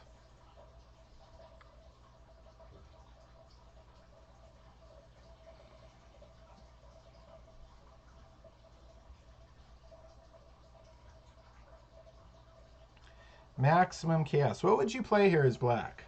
Let's try and create maximum number of tactical opportunities, confusion, without giving the game away. You have to, of course, be careful about this, right? But you've got the time. So what Eric's doing right now, notice he's not trying to play speed chess against David. He's taking the time to play the best chess move, and then sitting back and watching David have 32 seconds only to make the best move to respond with. If you do that enough times to your opponent, then your opponent is going to fail to make the best move one of those times. And then you jump on that opportunity and win the game. It's the better way of going about it. Don't try and outspeed a grandmaster. Ooh, maximum chaos. I like it. I like it. Things are going to be opening up. Do I watch any streams? Of course I do. Of course. Yeah, Ben Feingold's a fun one. And I really like Daniel Naroditsky. These guys. I watch a lot of their recaps on... I don't tend to watch so much live, but like the recaps, right? On YouTube.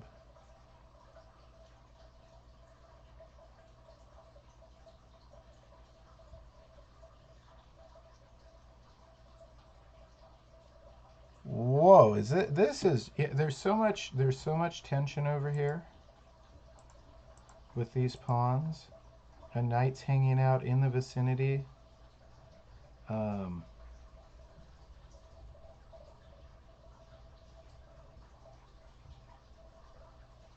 yeah, Naroditsky is just fantastic. I actually ran the first USCF rated tournament he ever played in. I was the tournament director. It was a chess club in Cupertino I was running. He was a little guy, maybe like 6 or 7 years old. If you go to his U.S. Chess Federation rating history, you'll see.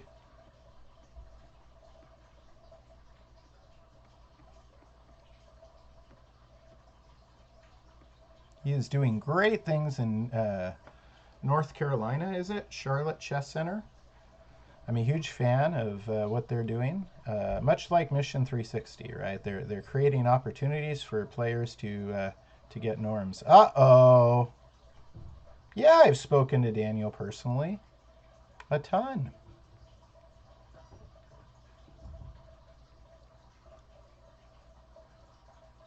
He's a super nice guy. He's been local to Northern California his entire life up until he went to the Charlotte Chess Center because he was in the North Bay, San Mateo area, and then he went to Stanford.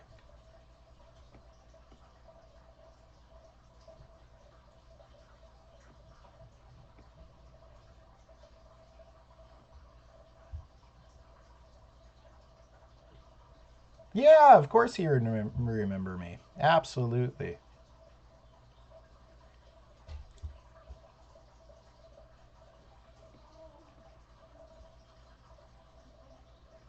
Nice guy. Really just and he's a fantastic, you know what I love is he's a fantastic chess teacher. I never coached him. He wasn't one of my students, so don't misunderstand. But I ran the tournament that he his first rated tournament. I was the tournament director for, and we've worked together on a few different projects. I ran a tournament for Susan Polgar, and he came and did the analysis when I was running the tournament for Susan Polgar, and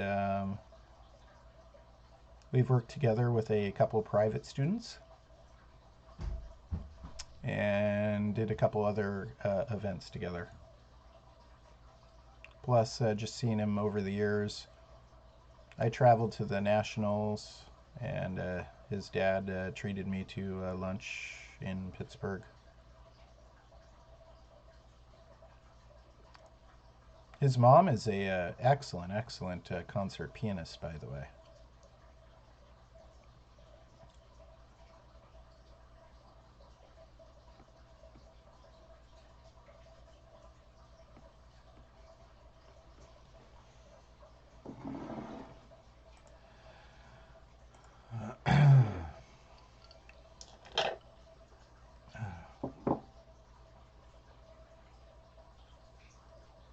So, complexities happened, and White seems to be about to do some damage. Yep, there it is.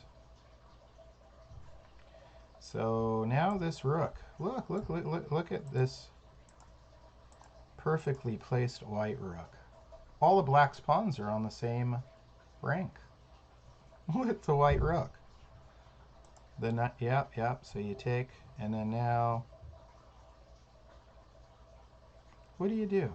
Do you start taking pawns over here, or maybe move your other rook into another perfect location, which would be the 7th rank? 6th rank would be okay too, by the way.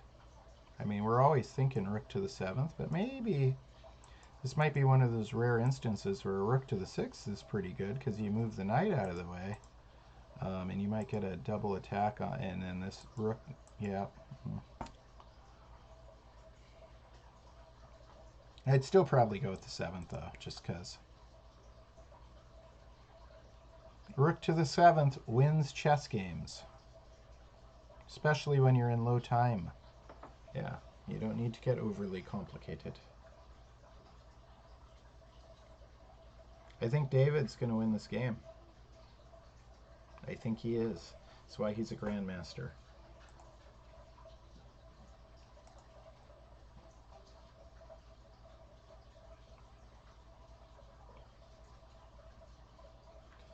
Knight, beautifully placed. Rook, beautifully placed. King, perfectly placed.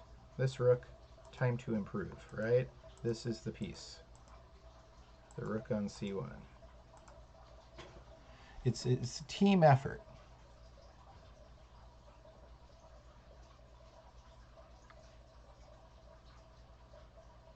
Makes sense. Putting the rook into the action file.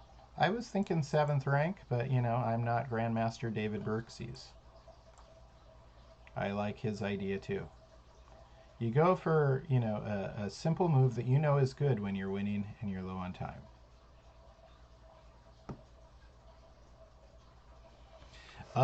What separates Grandmasters from the IMs and the FMs? A certain level of talent, number one. Some players just don't have the talent. Yeah, they peak out at a lower level. Experience. A grandmaster like David Berkes has a lot more experience than Eric Lee. Eric Lee is only 14. Opportunity.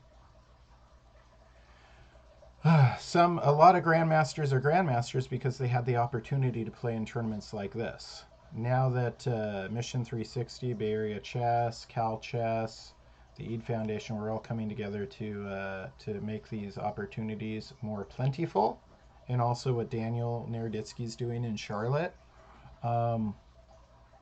We want to make sure that if you are talented enough to become a grandmaster, that you become a grandmaster. That it's not that you don't simply from lack of opportunity, as is the case of what happened to Emery Tate. International master Emery Tate. I think I mentioned this last night in the broadcast. Good friend of mine. I actually, more than a good friend. We spent hours every day together, like hours, maybe 5 or 6 hours every day. And carpooling and teaching together, and then even talking on the phone after that. He would call me up sometimes, often, and just talk for hours. And the guy was a super talented chess player, and I got him all the way to I helped, and another chess dad in Dublin. He knows who he is. He helped as well. You know, we gave Emery as much work as possible, and then paid him in advance and other things. Get him to Bulgaria, get him to Romania, and then the tournament organizers over there sometimes didn't get the required strength of players or the number of foreign players or this kind of stuff to make it a norm opportunity for him. So unfortunately, yeah, he went over there. He won some money, but he didn't get the norms. And then he came back and he was sick, and that was his final shot at it. Had this existed then, we would have entered him in all 3 of these, and many more. And yeah, he would have gotten some grandmaster norms and then gotten the title. He was definitely talented enough. Don't believe me? Go check out the Emery Tate game in Master Chess Theater against Leonid Udison, who's playing in this tournament. It's on my YouTube channel, Daily Chess Musings. It was my first Master Chess Theater. Emery Tate, who could tell time without wearing a watch. He could tell you exactly what time of day it was. He had a whole bunch of neat skills. That was one of them. Just incredibly brilliant player. And I made sure that episode finished at 2020 because that was the year I put it out, because I know that would be something he would have appreciated if he was alive to see it. He liked noticing patterns in everything, and clockwork was one of the things. So The episode is 20 minutes, 20 seconds exactly. I made sure of that. And Arcane Doctrine says, I heard about a kid that immigrated to the U.S. that was given the opportunity to flourish. I think, yeah, Tawny. Absolutely. Yeah, he won the New York Scholastic State Championship and then has gotten a ton of support. So now he's a chess master and he's working on his titles. Without so much support from the chess community, there are a lot of kids who win the New York State Championship that do not become chess masters that are very talented. So you need support. That is so wonderful that the community came together to do that. Everybody involved who helped. And Uncle Kev Dog says, love Naroditsky. Yeah, absolutely. He's got much better handwriting than me, too. I remember one time a student that we were mutually working with together noted that, yeah.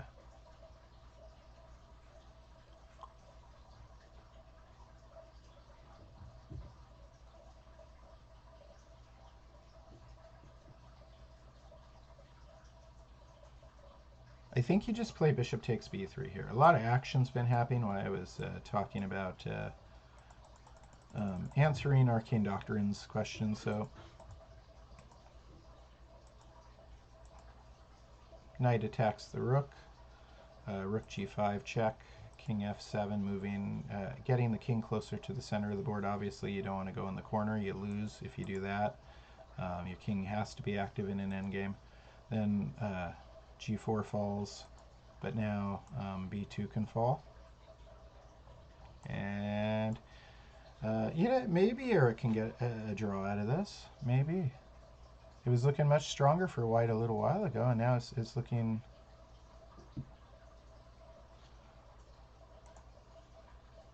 He plays knight check. And then king takes f3, right? What are you doing, Eric? Let's see. What are you doing? Brilliant, brilliant chess player. Is he going to play knight d2? Is this... So he got rid of pawns over here. So now all the pawns are on just one side of the board, right? Easier to defend this way. Ah! How do you not see this, Chris? Oh, but wait. King takes e4, and then bishop takes rook. And then you should be able to defend this into a draw. Yeah. Because white won't be able to checkmate with just a knight, right? Right. And then use your bishop to just make... You get your king over there, use your bishop just to make sure that any pawn that would promote gets taken. You can throw your bishop away for the pawn, and then you get a draw. Okay. Very nicely done, Eric, if I'm reading this correctly. Exciting stuff. Which is about right. We're approaching 4 hours into, and like I said, it's a snappy time control, right? It's enough that you're seeing high-level chess. The big ideas are being played. You know, the opening novelties are being unleashed, and it's worthy of something. It's not nonsense openings for, you know, speed chess. And then yet you get cool. So knight c3. All right.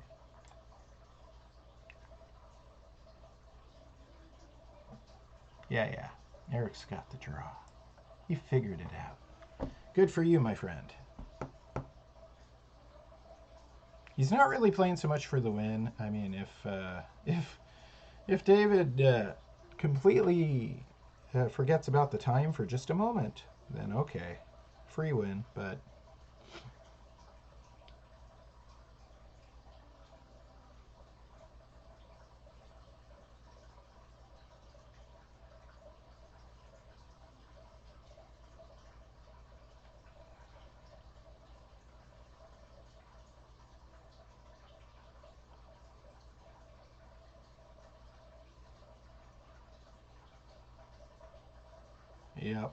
Yep. So, you know, like knight takes e2, king d2, and then bishop takes b3. That'll be a draw. That'll be a draw.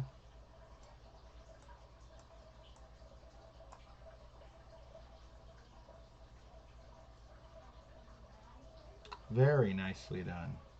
These, this is not easy to do. The 99.9999% of us would mess up somewhere in these kind of positions, in this kind of situations, right? That's why these players are so special, and it's so fun to watch. Class is in session when they are playing. And I know these guys locally, you know. It's just such a pleasure. I mean, seriously, Northern California is like one of the best kept secrets in chess. It really is. Everybody talks about New York this, New York that, right? And some other places. No, Northern California is where it's at.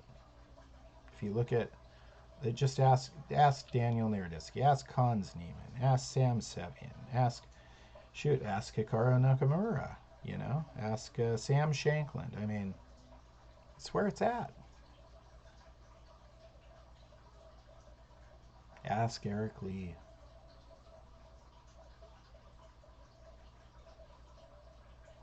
Ask Josiah Stearman.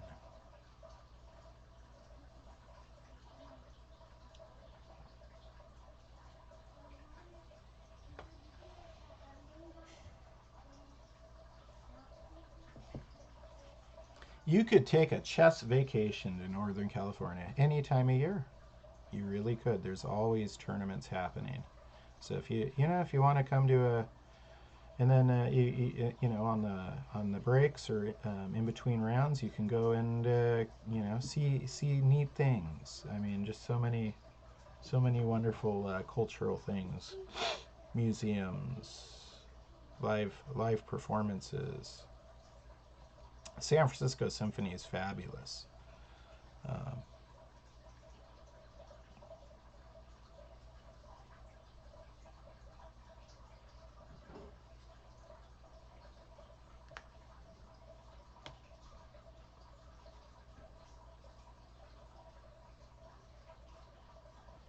We should do like if I grow this channel enough, then yeah, we'll do like some meetups and stuff. When I travel like to Florida for chess tournaments to cover those, then we can meet up over there. When I can do some things over in California, people could come out.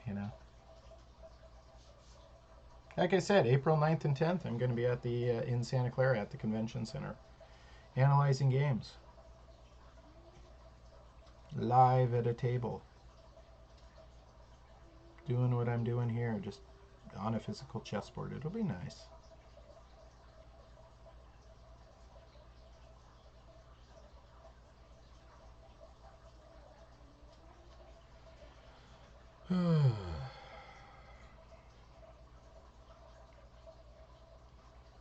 David throws in the check. Makes me think there's something here. There's probably some wrong choices for black.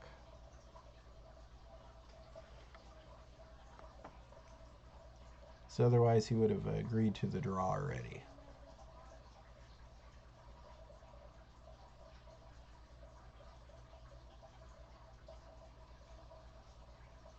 Anybody see any traps? I don't quite see one yet. It looks very, very much a draw, but Eric's thinking here. He's probably, along the same thoughts that I'm having. There must be some, King G6, moving the other direction, not stepping into the crowded E file. So, it means the king's farther away from potentially defending. Interesting choice. Again, I'll get Eric Lee on. He'll be in the Cal Chess Journal as soon as he gets his IM title, he says. Which shouldn't take too long the way he plays chess.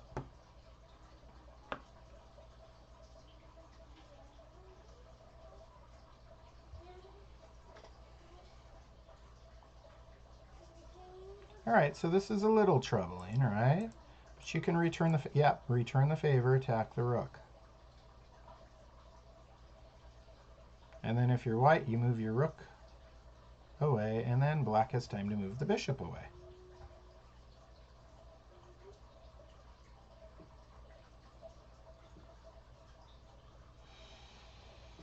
Now black can move the bishop.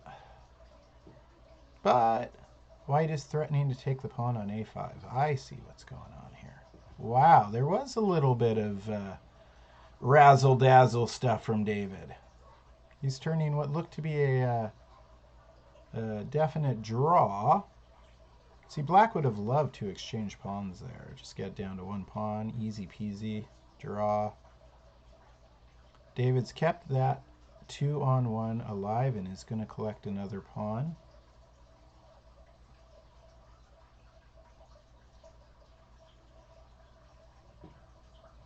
Eric's taken a lot of time to think here. This is tricky. Very, very tricky.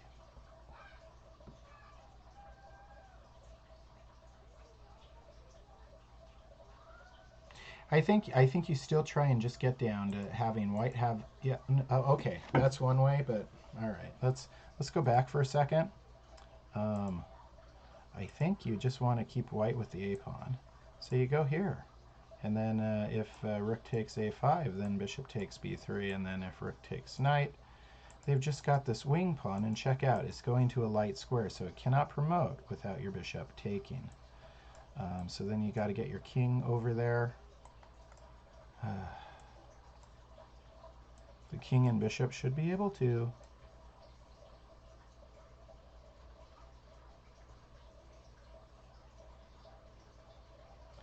But he went the other way. And so a different idea. Let's look at it. Moving the bishop to safety, defending the knight. What happens if rook takes pawn? Why didn't white take the pawn? Rook takes a5, right? Why wouldn't you? That's very cryptic and unusual. Huh, interesting.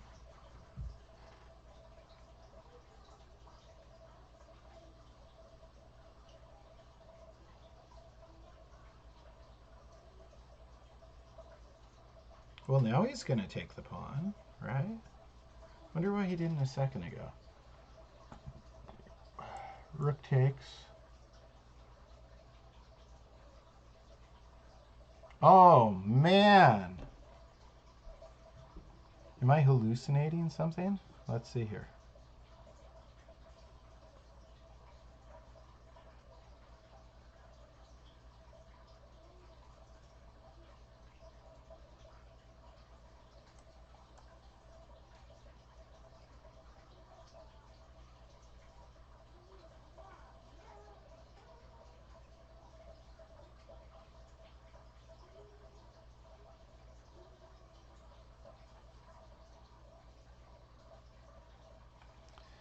This king is in the wrong spot.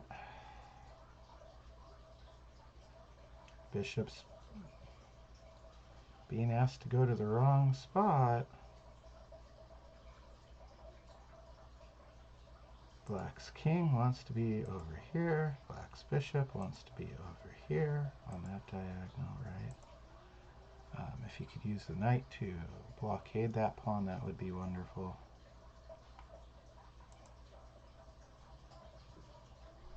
This is a fork.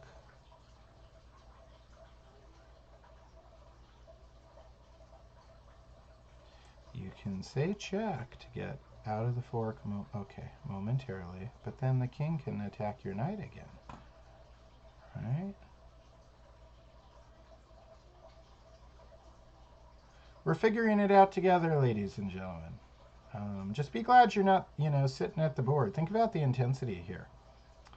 Both players are now ticking in time trouble, and this is a more complicated kind of endgame than you would think, being how few of things are on the board. But this is why chess is such a beautiful game. I think I said it earlier that this looked like it had the making of a endgame lesson. So I will probably turn this into an endgame lesson for my students.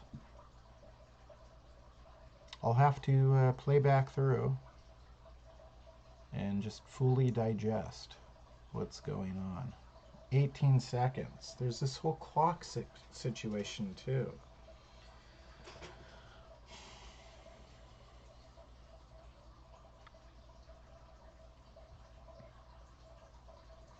He's got to make, yep, King E3 attacking the knight. He brought it down to like 5 seconds, right? It's a 30-second increment. Threats and counter threats. I mean, the bishop can threaten the rook now.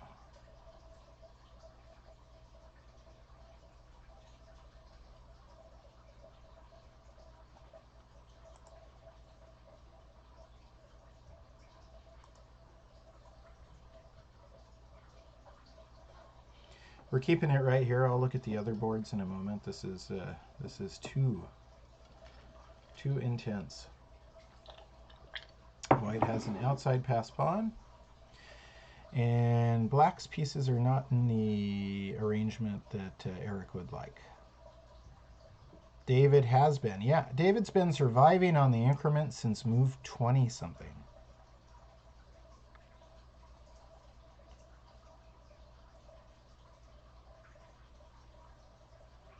Not what you want to do.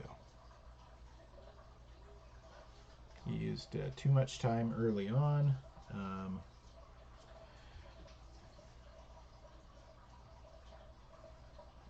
Pretty soon Eric's going to be surviving on the increment as well.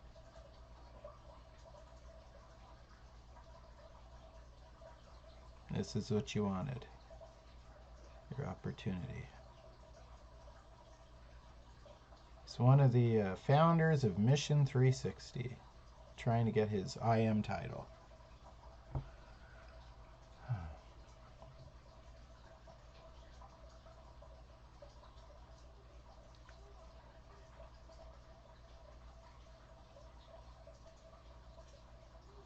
Yep. Eric's really not liking what he's seeing, which is why he's taken so much time here.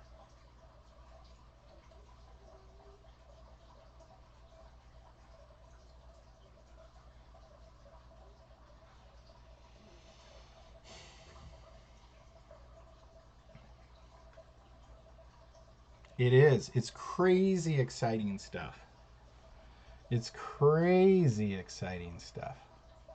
Thank you, Wine Hoarder.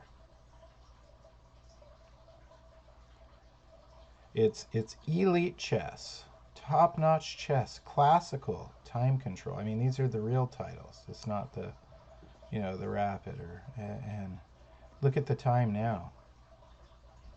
All right, Eric, what are you gonna do? All right, yeah. Oh my, add the set time. Come on, he has an increment. His clock is not. There we go. He took it down to 1 second. 1 second. So they're playing on a DGT board with a DGT clock. So what you are seeing is accurate.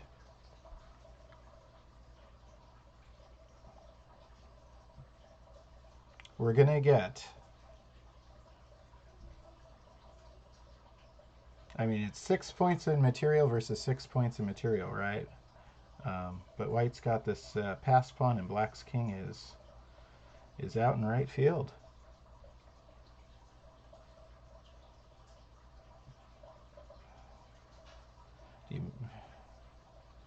Yep, the knight and the bishop were under attack. So you move one with check, but now the king can attack the knight again. Do you see the L shape here? And then the king, I mean, we've seen this pattern now a couple times, right? So two things attacked. Attack. Two things attacked, check, attack. Still two pieces attacked, right? The knight cannot get enough distance away.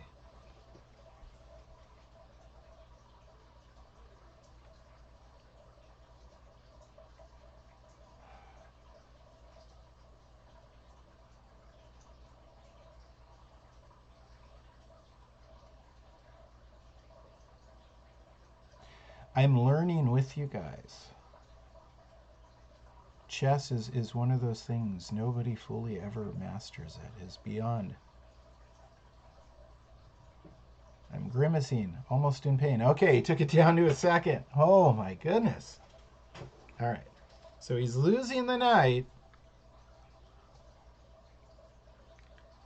Now he's going to get his king back over. He's going to try and get his king over.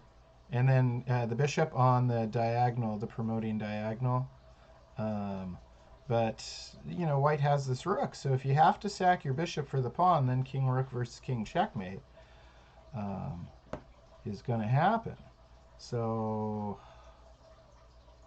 I think white's won this game.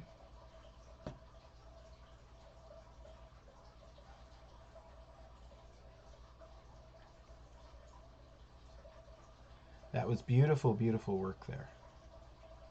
Beautiful, beautiful by David Brooksies. Wow. So educational. Again, yeah, the bishop versus rook and pawn. Yeah, completely overmatched in this circumstance. Even if it takes the pawn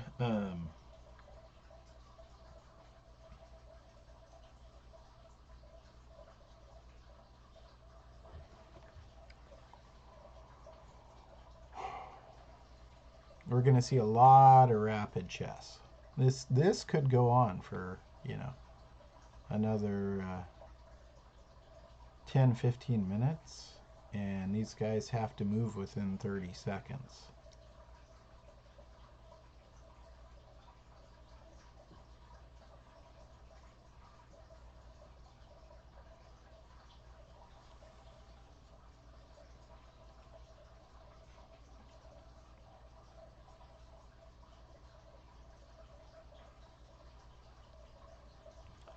Move the rook to safety.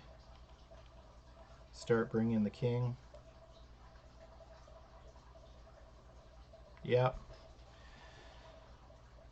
Well, I mean, white's king's going to have time to move closer. It was lured away. A very astute point, Weinhorder. But yeah, it's going to have time to move closer.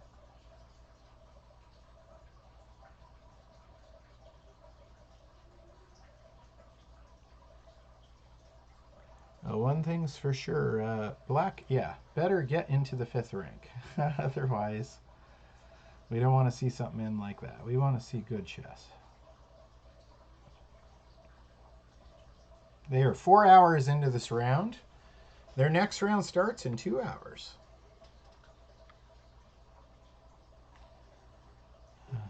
Being a chess professional is not an easy task.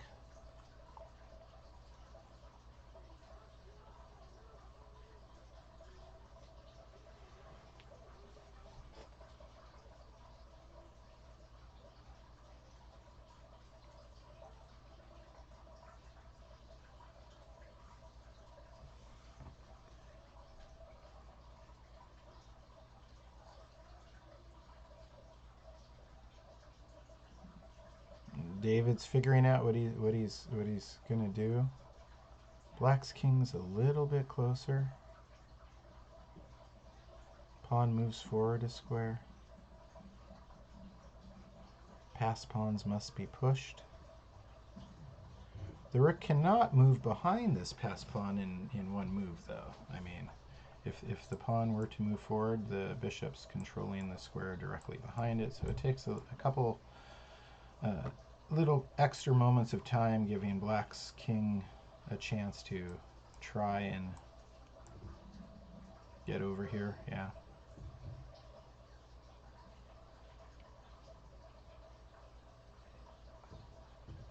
Do you play the pin now? Nope. He pushes the pawn. Pass pawns must be pushed, but it can't get behind right away, see? But the rook's forming a barrier. Whoops. Sorry about that, guys.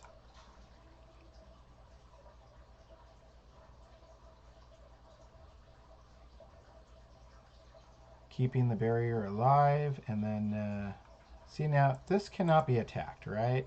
So now the king can move closer. The white king can move closer. Both of these are on dark squares. The pawn supporting the rook. The rook's keeping the king from crossing into the A file. White's king can move closer.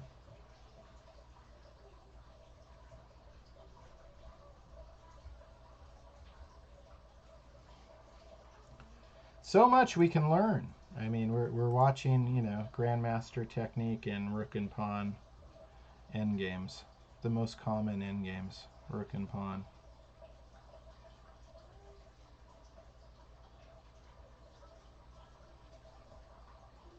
That creates a pathway for the king. Very nice, Eric. Very nice.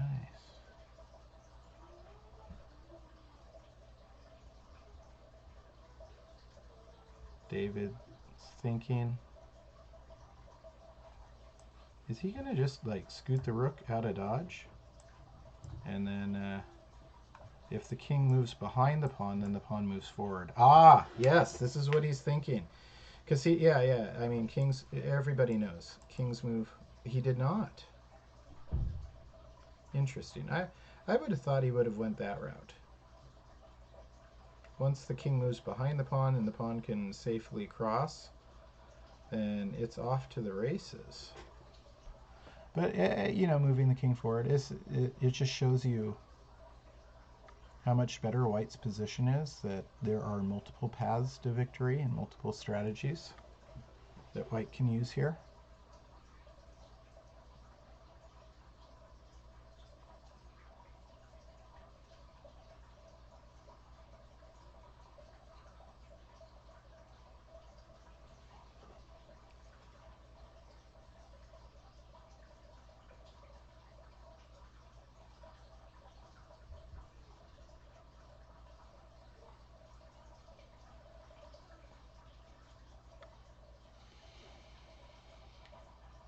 This is very nice. This is a very nice strategy David's used to allow his king time to get closer.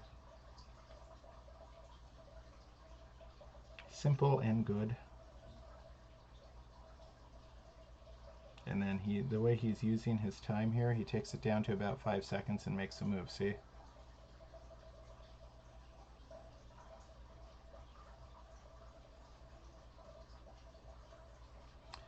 So the king's coming in this way, and if black stops the king from going here, then this pawn can run, right?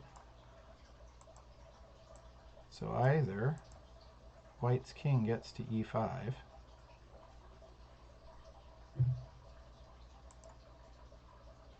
yep, White's king's going to get to e5.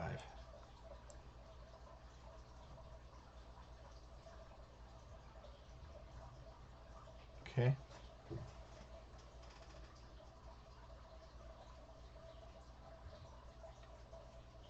Opposition.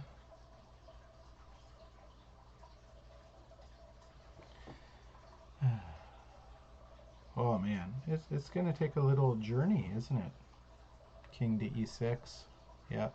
King e7. You have to go the long way around because the bishop is interfering with the more direct paths. It's a little excursion. King to e7. Then king to d7 probably if the bishop moves to a different diagonal.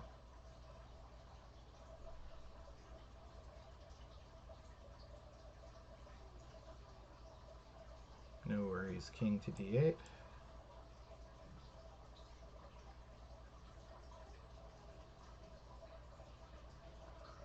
Long way around. Then king to c7.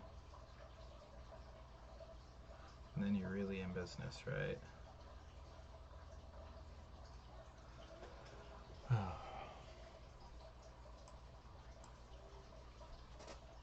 Okay.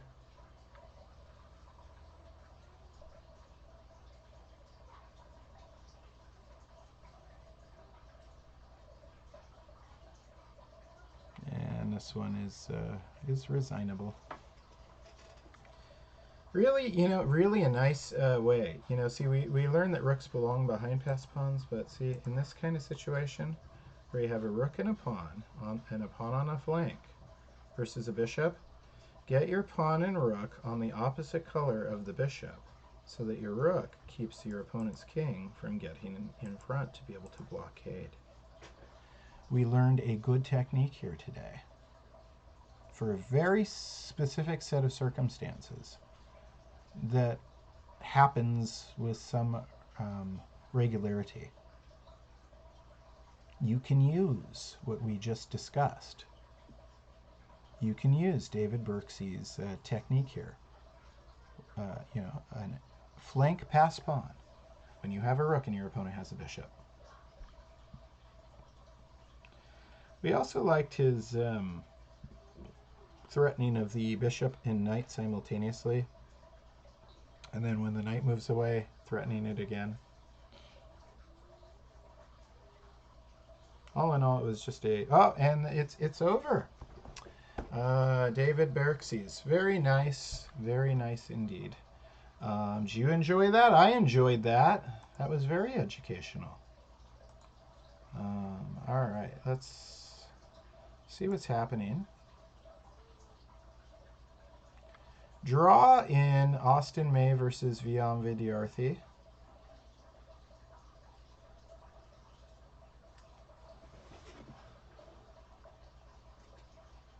Let's see how that... So we are dead even material.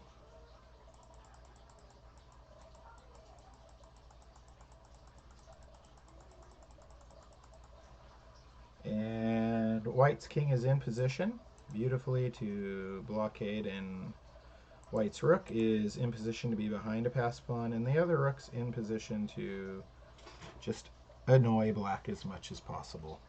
So yeah, black was the one playing for a win. Couldn't make any progress there. Draw. And then Gabor Nagy versus Josiah Stearman. Let's see what happened here. Since we last peeked in, a lot has happened. Yeah. So we learned, we're learning something here as well. And that is...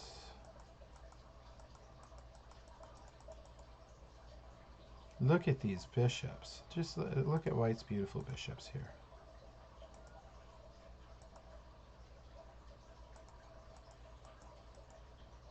And now let's watch the how this works. So this is supporting itself. These two are supporting. They're again on an opposite color than this bishop. King moves closer. This bishop moves to where it's going to be able to help pawns advancing forward. Got your bishops on adjacent diagonals, which form an invisible barrier. Defending the pawn. Scooting forward with check. Beautiful. Check this out. Check that out. That's pretty stuff. And this is being threatened. Yeah, just beautiful. Wow, these grandmasters, they really know how to play endgames, don't they? I mean, these are like some of these endgame studies in actual life. Oh, and then the bishop comes in there. Wow. Wow. You can't stop it all. You cannot stop it all. For example, yeah, I mean, if, let's say, you know, just for giggles, rook a1, then watch this. You got f7, then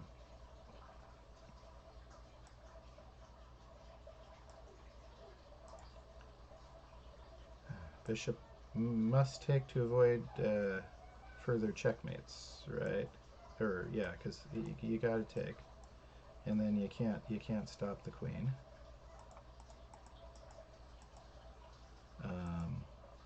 So when that goes there, I mean, what else could you try? Is black? How I mean, you could try what, putting your rook down here, but then you still run into f7. You still run into it, so the only other thing you could try would be like rook f8. And then a5. And what are you going to do? Your king is in jail. Look at this prison. Look at this box. Ha! Look at that. The king is imprisoned. This pawn can just move in. If this rook moves away, then the pawn advances. Wow. Wow. Amazing. Some really good endgame technique. Let's see what happens here. Maria Malika won again. Maria could be on her way to a international master norm. I have to check, see how many, if she has any already. Let's see what happened here at the end. All right. So what happens? King goes to h2. Knight takes on c3, creating dangerous pass pawns. But guess what? That was poison. Bishop f5. Queen blocks, certainly. And then bishop h7. That was a trap at the end. Look at this. Look at this. Black, I think, is okay if they don't take this. If they don't take it, they're okay. Right? So white plays king h2. And what do you play? A lot of things, but you don't take here. Right? You could play like rook to e4. And then if bishop f5 forking, then queen g3 says check. Then king h1, and then you're okay. And you're okay. But wow. So this was a fatal mistake right here. A fatal mistake by black. Boom. There's the threat, right? Threatening the queen. And the queen, your queen can go to h7, so they block. They need to. And then here's the neat tactic. Check. Wow. Wow. Excellent job, Maria. Incredible stuff. Incredible stuff. Gabe Ornegi, very nice.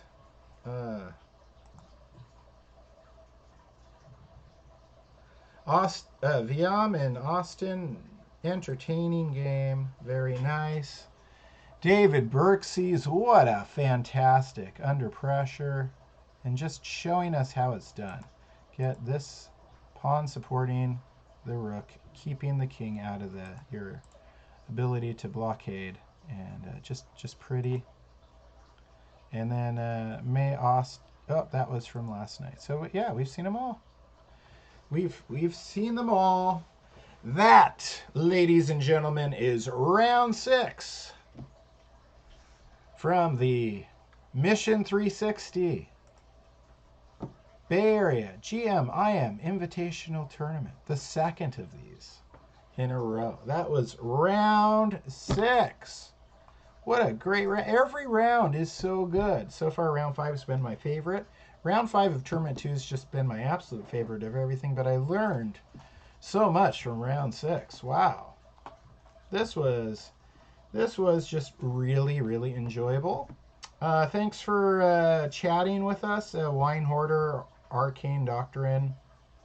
Let me see if I can scroll. There is Wine Hoarder, and of course, Uncle Kev Dog. Uncle Kev Dog, Wine Hoarder, Arcane Doctrine. Thanks for checking in, and thanks for all the new followers today. We got new followers during this broadcast from Artur Nauro, Master Chess Dojo, and MD Knight Zero. So thank you to all our new followers. I will be back at 4 p.m. Pacific time. That is in 1 hour and 42 minutes. 1 hour, 42 minutes from now, I will be back with round 7 action. Same Bat time, 4 p.m. Same bat channel. Daily Chess Musings. See you guys then. Bye.